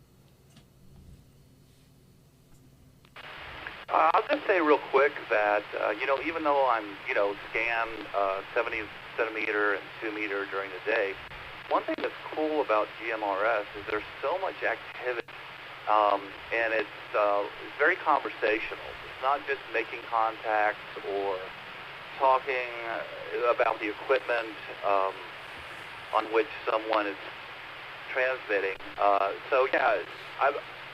GMRS has been great so far. This is the gateway into ham, and I look forward to continuing and get on the 2 meter and 70 centimeter, and then eventually HF. That's a great pro. Yes, I think that's as Mike says, that's a great pro, and it's an incremental step. All right, so you start off in, many of us start off in GMRS. There's many people who were hams first and came to GMRS because of the things that you pointed out. There's constant activity on the network, and there's it's not just contacts, it's relationships. We build relationships and friendships here, and sometimes these are lifelong friendships. These are connections that we make at a level far greater than just a contact and a call sign in amateur radio. But that's not to say there's not a lot of value in amateur radio too. And even though that person on the other end may just be a contact, that contact may be fascinating in its own right because of the city and state, or even because of the country and continent that contact is from. So, and it's not unheard of to be able to make and build relationships in HF radio. It's just that more commonly, especially if you're involved in contesting, once the contact is made, people are interested in making the next contact. So to hang out and chit chat during a contest is poor form. Yeah. People don't really want or expect or desire. Excuse me. That came out of nowhere. Let me break. That's my own timeout timer. People don't really want to engage in a conversation during contesting times, but outside of contesting times, there are lots of conversations that happen in 2 meter and in HF radio, and so it's not that it's unheard of, but it's just something that's become very, very regular about GMRS, and I think that Ted points that out. One of the differences that he sees in the differences between the two formats. So good stuff. Thanks for hanging out with us tonight, Ted. Glad to have you along. With that, next on our list, we have CV, but I'm fairly certain CV has moved on to other things this evening. So we did hear from CV earlier with regard to the picnic. We're going to move right on and call on Atlanta 849, Pamela. And Pamela, do you have any comments about pros and cons of amateur radio? Well, yes, Justin. I have quite a few comments, and y'all are doing a great job, the crew you have there, and everybody else that's helped chime in. And I've just been writing notes and listening. And even though I haven't got my ticket yet, I have studied. I've gone through like 4 chapters. It's been a couple of weeks I hadn't had a chance to because I had to work on something else. But we listened to a great program, LARC After Midnight, the Lanier Area Radio Club. Some great people on there. We've even got to meet a couple of them. Let me break. And one night last week, they told us about the space program, space capsule coming by, and been able to talk to some of the people on there. And the gentleman that runs our LARC at night, we were able to listen to him talking to them on the ship, and then somebody from Wisconsin joined in also. So we made all that connection. I'll break a minute, let it go back to you. That I've got some more comments. Well, that's very interesting stuff, Pamela. And being able to listen into a conversation sometimes is as much fun as making that conversation yourself. And of course, for those of you that may not realize, you don't have to have a license to listen. You can if you've got the radio, you can listen while you're studying for your license or before you get your license, or maybe you don't even get a license and you just monitor. And there's plenty of folks that monitor, the GMRS network that very rarely or even never come on and speak on the air. But that's a great point. Go ahead, Pamela, with your next point. Okay, well, I love hearing people from everywhere. I like to learn things and things going on everywhere else. And Ernest, didn't get to hear much, but Ernest did reach Puerto Rico one night. That was kind of unique. I heard him in there talking. And I've got a chance to talk to Cindy, CW5, with GMRS, and also Nicholas, Atlanta 1158, and a few other people. So it's neat to be able to talk to them on both sides. And I get to talk as a third person, actually, even though I don't have my license yet. So the guys there, the guys on the LARC consider me their +3 club member. So they're really good. They like to hear somebody besides themselves after midnight. And, we have 3 different AM radios here, I call them. The Kenwood, the ICOM, and an Anytone, because one of them's in the car, is a Kenwood TM71A, I think that is, something like that.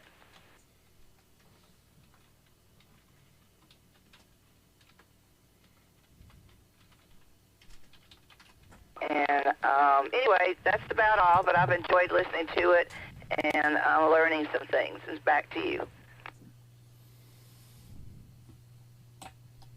All right. Well, very good stuff, Pamela. And yeah, I think that one of the things that I think that many of us will find is that in GMRS radio, you learn enough, well, maybe not enough. You learn a lot about the rules for operating in radio. You learn about making call signs, and you learn about making contacts, and you learn about identifying. So much of that carries over to what we need to know to be able to pass a technician's test. So the differences really come down to some of the technical aspects. When you do take the technician's test, there are some differences in rules, but if you know the rules, the FCC rules relevant to GMRS radio, a lot of that is going to translate into what you need to know for amateur radio. One of the biggest differences in rules is identifying every 10 minutes instead of every 15 minutes. But a lot of the rest of those rules kind of carry over and are very common. But when you take your amateur radio test, you'll have to learn some technical aspects. You'll have to learn frequencies, and you'll have to learn about a little bit about propagation and some of the science behind radio. But you already learn a lot of that because as a GMRS operator, you learn about things such as how a radio performs in a car while you're moving versus how it performs when you're parked. How a handheld radio performs when you're walking versus when it's stationary. How adding an external antenna to a handheld radio can improve its performance. These are all things that we learn about in GMRS radio, but they're also things that we need to know in studying and taking our amateur radio license test. So my point is that a lot of us experienced GMRS operators are halfway there to knowing what we need to know to take the technician level exam for an FCC amateur radio license. And so I hope that is an encouragement to people to just get out there and do it. And you might find you accidentally pass the test with a little bit or maybe not even any studying.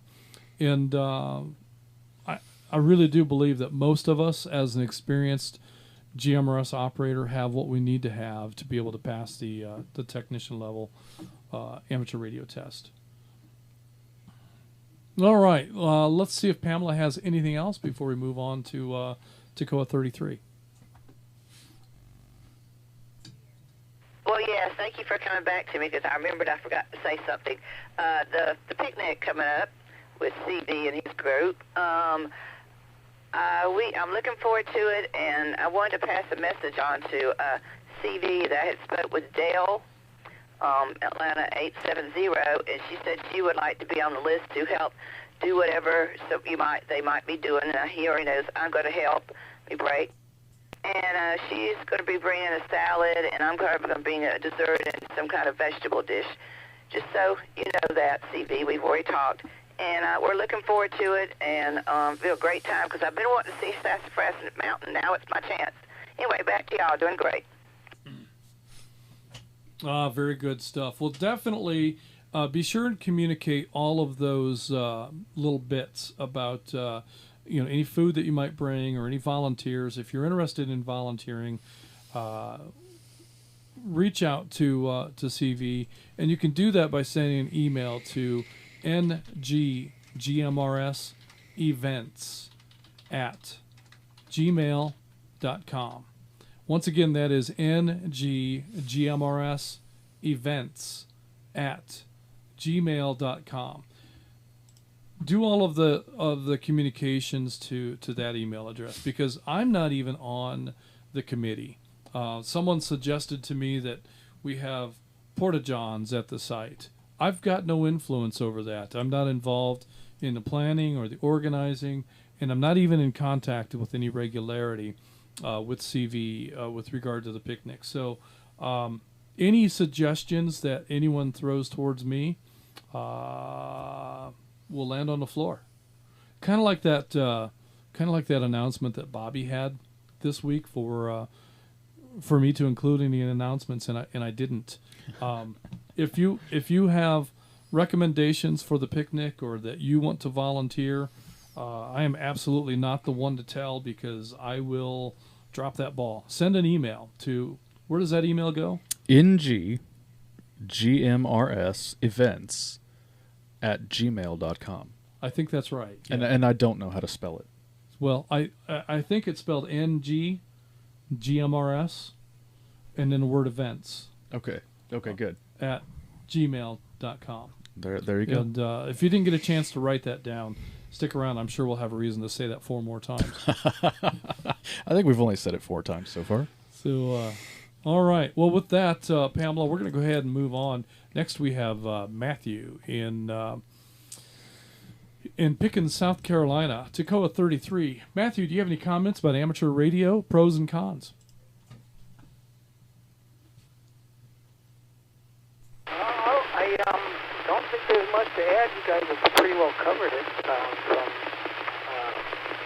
A to Z. It sounds like the simplex abilities and knowledge is huge. Knowing what your plan is, if repeaters should go down, no doubt about it. We do touch on those welfare nets. We call them welfare nets that you guys are talking about.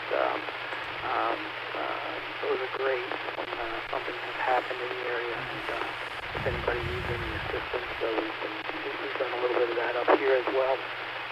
From after the hurricane, learned a lot from the hurricane. Yeah, it can be an endless financially, it could get expensive, but you start small. You get a good Kenwood or Yaesu HT to start, and then even better yet, a mobile, you can do it and attach it to it. I timed out for the course. Real quick, I'm at 101 countries, and wow. I'm pretty excited about that. Of course, that's phone contacts and some SPHs in there too, and really having a good time with it. So I recommend it when somebody can make the next step. But GMRS is very important, just because you can keep in contact with your family very easily when you shouldn't need to have to do that. So that's huge, and great application and a great starting point for people to move on to the amateur side. But great job, all of you tonight. Good talking to you, and we'll let the next one get in there. WRTS 814, Dakota 33. All right, great copy from Pickens, South Carolina in there. So fantastic. And yeah, start small. I think that's probably the best piece of advice that we could give, because you can put a lot of money into an HF radio station, but you don't have to start there. There's a lot of things you can do in amateur radio with inexpensive radios, and sometimes you can find used radios. A lot of times you can go to Hamfests and find used equipment. I think there's going to be a Hamfest. When is that, Mike? Is that this weekend? There is one this weekend at the Sevier County Fairgrounds in Tennessee. So there's this time of the year, there's a Hamfest going on just about every weekend. Yeah.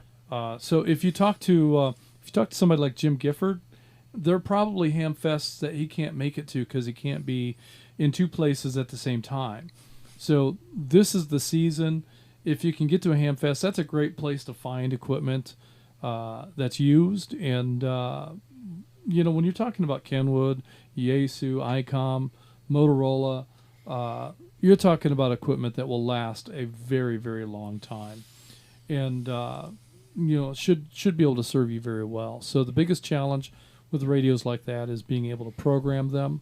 But if you've got the software, or you can get the software, or you know a guy, sometimes that's the key. Just know a guy. Here's my radio. Can you add this? Jeff will take care of it. Yep, So, that's right. So if you know a guy, then that's the easy button. But programming the radios is oftentimes the most challenging part about amateur radio and even GMRS radio. So lots of folks fall into that challenge when they go buy their new radios, even GMRS radios, figuring out that they have to have a tone. We call them PL tones, but they're CTCSS and DCS tones. Just knowing that you have to have that isn't necessarily obvious. Never have I picked up a package at Walmart and seen the package say that you must program tones to be able to talk on repeaters. They don't say that. Right. And it's not necessarily an obvious thing to find in their manuals either. A lot of these radios don't even come with manuals. You have to go online to get that. Well, and there's a couple brands out there that have their own tone tables. And so if you're trying to use one of them, and if it is repeater capable, the tones that we list for our repeaters aren't going to be what you're going to find in that radio. Sometimes that's the case. They'll give you numbers like 1 through 39 when you're looking for DO43N. Right. And so you need to be able to cross-reference that. And if they only have 39 tones, there are, there must be 100 or more possible tones between DCS and CTCSS. So if you only have a short list of tones, then there's a high likelihood there's going to be repeaters out there that you can't access. So good stuff. That is the end of the roster for tonight, but we'll take one call out here for any late check-ins, and I'm going to read off a couple of YouTube check-ins here before we do that. But one call out for late check-ins, and the floor will be open for any questions or comments. But before we do that, let's go ahead and acknowledge. Did we get Dave? No call for Dave. No call sign from Dave from Temecula, California, I Yeah. think is how that's said. I probably got it wrong, but thanks for hanging out with us on YouTube tonight, Dave. We also have WRWZ961 Edwin from Rochester, New York, is a YouTube check-in, and Chattanooga 84 Jim in Hickson, also a YouTube check-in. With that, let's see if we have any additional radio check-ins, any repeater, anywhere. Last call, net control standing by.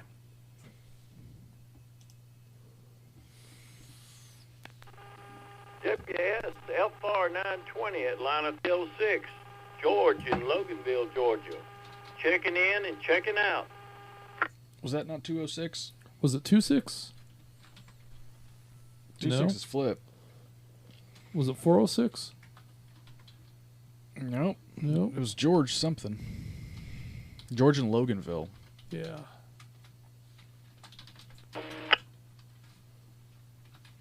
All right. This is WSBW 497, Chat 139 in Ringo, Georgia. That was Chat 139. Yes, it was.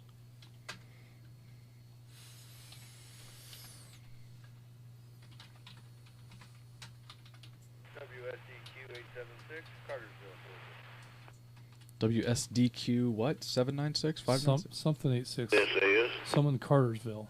I'm going to say 596. WQUV 439. That's Houston. Atlanta 780. Houston, Austell, checking in and out.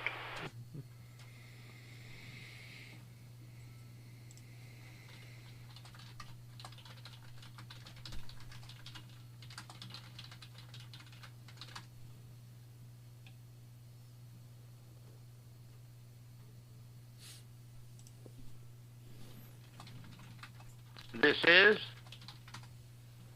is McDonough 45, WSAI 254. Kai, checking in. Not sure if I'm even making it in tonight, guys. Have a good net. He's on Zello. Okay.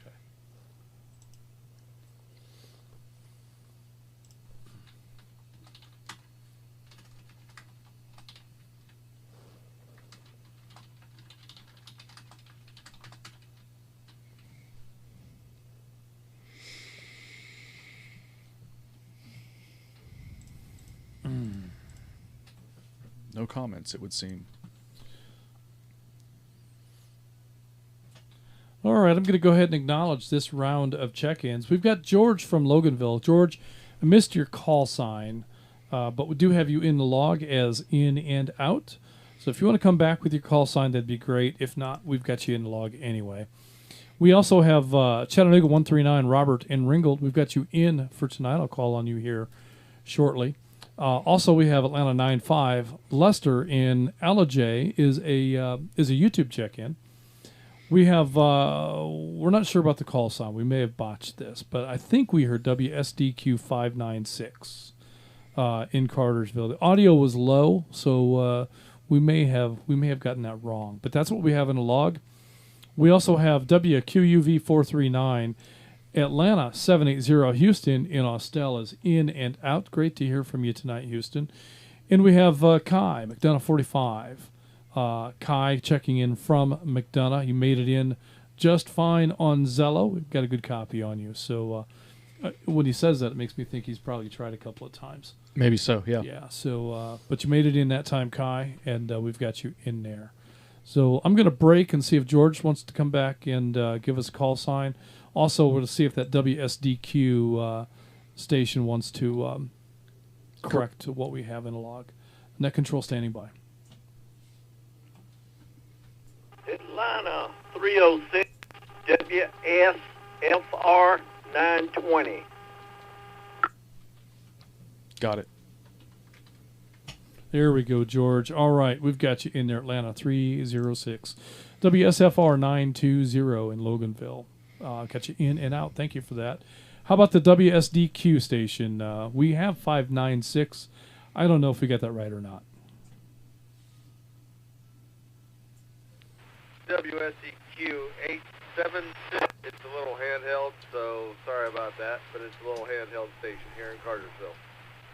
Terry, WSEQ 876. I'm out. All Is he right. saying He's out, so. All right, Terry. Excellent. WSDQ 876 on the handheld. And that's the thing with handhelds is that, I mean, your audio was low the first time. It was great the second time. But you move just ever so slightly, and the signal washes out, and there's noise that bursts through part of it, and then it comes back clean. And so that's just the nature of a handheld radio. And there's nothing wrong with that. Lots of us use handhelds, and that's just the way they are. But we got you in there. Thanks for coming back and helping us out. That we've got you marked as in and out. So that'll take us back to Chattanooga 139, Robert in Ringgold. Robert, you have any comments about pros and cons of amateur radio?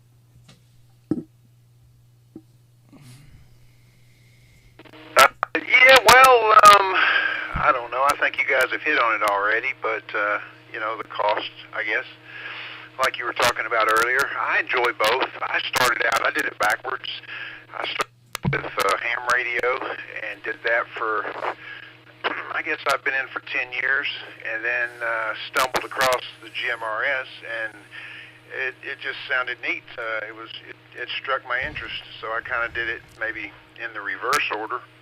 But yeah, I enjoy them both. Probably do a little more listening than I do talking, but get on here every now and then. And I'm thinking, just like you guys have said, the cost can get up there with, especially when you get into the HF. Let me break.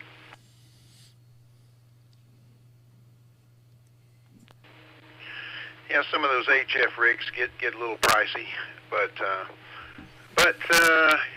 they've got cheap or inexpensive ham radios to start off with. So really no excuse not to do either one for that matter. There seems like there's a price point for just about everybody. But thank y'all so much. I appreciate you guys running the net, doing an awesome job, and I enjoy it. So this is WSBW 47, Chat 139. Very good stuff, Robert. Thanks for hanging out with us tonight. Glad to have you along. And yeah, the cost I think is probably the biggest con. The other con, we touched on just a little bit ago, is the investment, the personal investment in study. All right, so in GMRS radio, the only real test in GMRS radio is navigating the FCC website. That's true. If you can, if it's even up, if you could pass that test, that's something. We talk about there's no test in GMRS radio, but the truth is, you've got to navigate that gauntlet. Yeah. And if you can, then you should be just fine at getting your FCC license. But there is some study required. I talked about the fact that if you're an experienced GMRS user, you're halfway there because you've got a lot of knowledge about radio that you just have just because you've had one in your hand and you've hit the PTT a few times. That's going to get you halfway there, but it doesn't get you across the finish line. And you will have to make an investment in time and study. So I guess that would be the other significant con of amateur radio. Is the test that's required to get there. And of course, the technician test offers, a taste of amateur radio. Yep. There's a lot of things you can do, and it's definitely worth pursuing a technician level license. And that's attainable for most everybody that is a GMRS operator. The technician level test is certainly attainable. The general is a little bit more involved, but quite honestly, a lot of the material that you'll study for in technician overlaps into what you'll need to know for general. So, and this is something I didn't know. When Julie and I went and sat down for our technician test, we had studied for technician, and we were both confident that we could get and pass our technician exam. But we had spent zero time looking at the general material. And so what I didn't know is that when you take your test, when you pass a technician level test, at that same testing session, they're going to offer the test for the next amateur radio level, which is general in that case. Well, I hadn't studied for general, not even for a minute, but they encouraged me to take the test anyway, which I think is great advice. I missed that test by one question. Had I studied even just a little bit, I might have been able to do, the technician in general at the same time. So my word of advice is, if you're going to do the studying for the technician, spend at least a little bit of time studying the general material, because a lot of it overlaps. And if you can pass the technician, there's a good chance you'll also pass the general. I didn't do that, but I hope that you will. And we'll see what happens. The extra class license is a pretty big step. All right, so the study between general and extra is more than what it takes to get from nothing from GMRS to general. It's a pretty big step, and requires a significant effort of understanding and study to get there. But it's attainable, and you can do that. In all cases, I highly recommend you find some people that are in a like situation and build a study group. Have an accountability partner, so that you have expectations as to what one person is going to learn, and what you're going to learn, and then you can meet on a regular basis. I suggest weekly, and you can go off of your thoughts. There were 6 of us that put together a 6-week study plan for our extra class license, and all 6 of us passed. So I think that's a great way to engage in an endeavor of that nature, where a lot of serious study is involved. Highly recommend the accountability that comes with a study group. All right, enough of that. Let's see if McDonough 45 has any comments for the net. Kai, it's your turn at the table.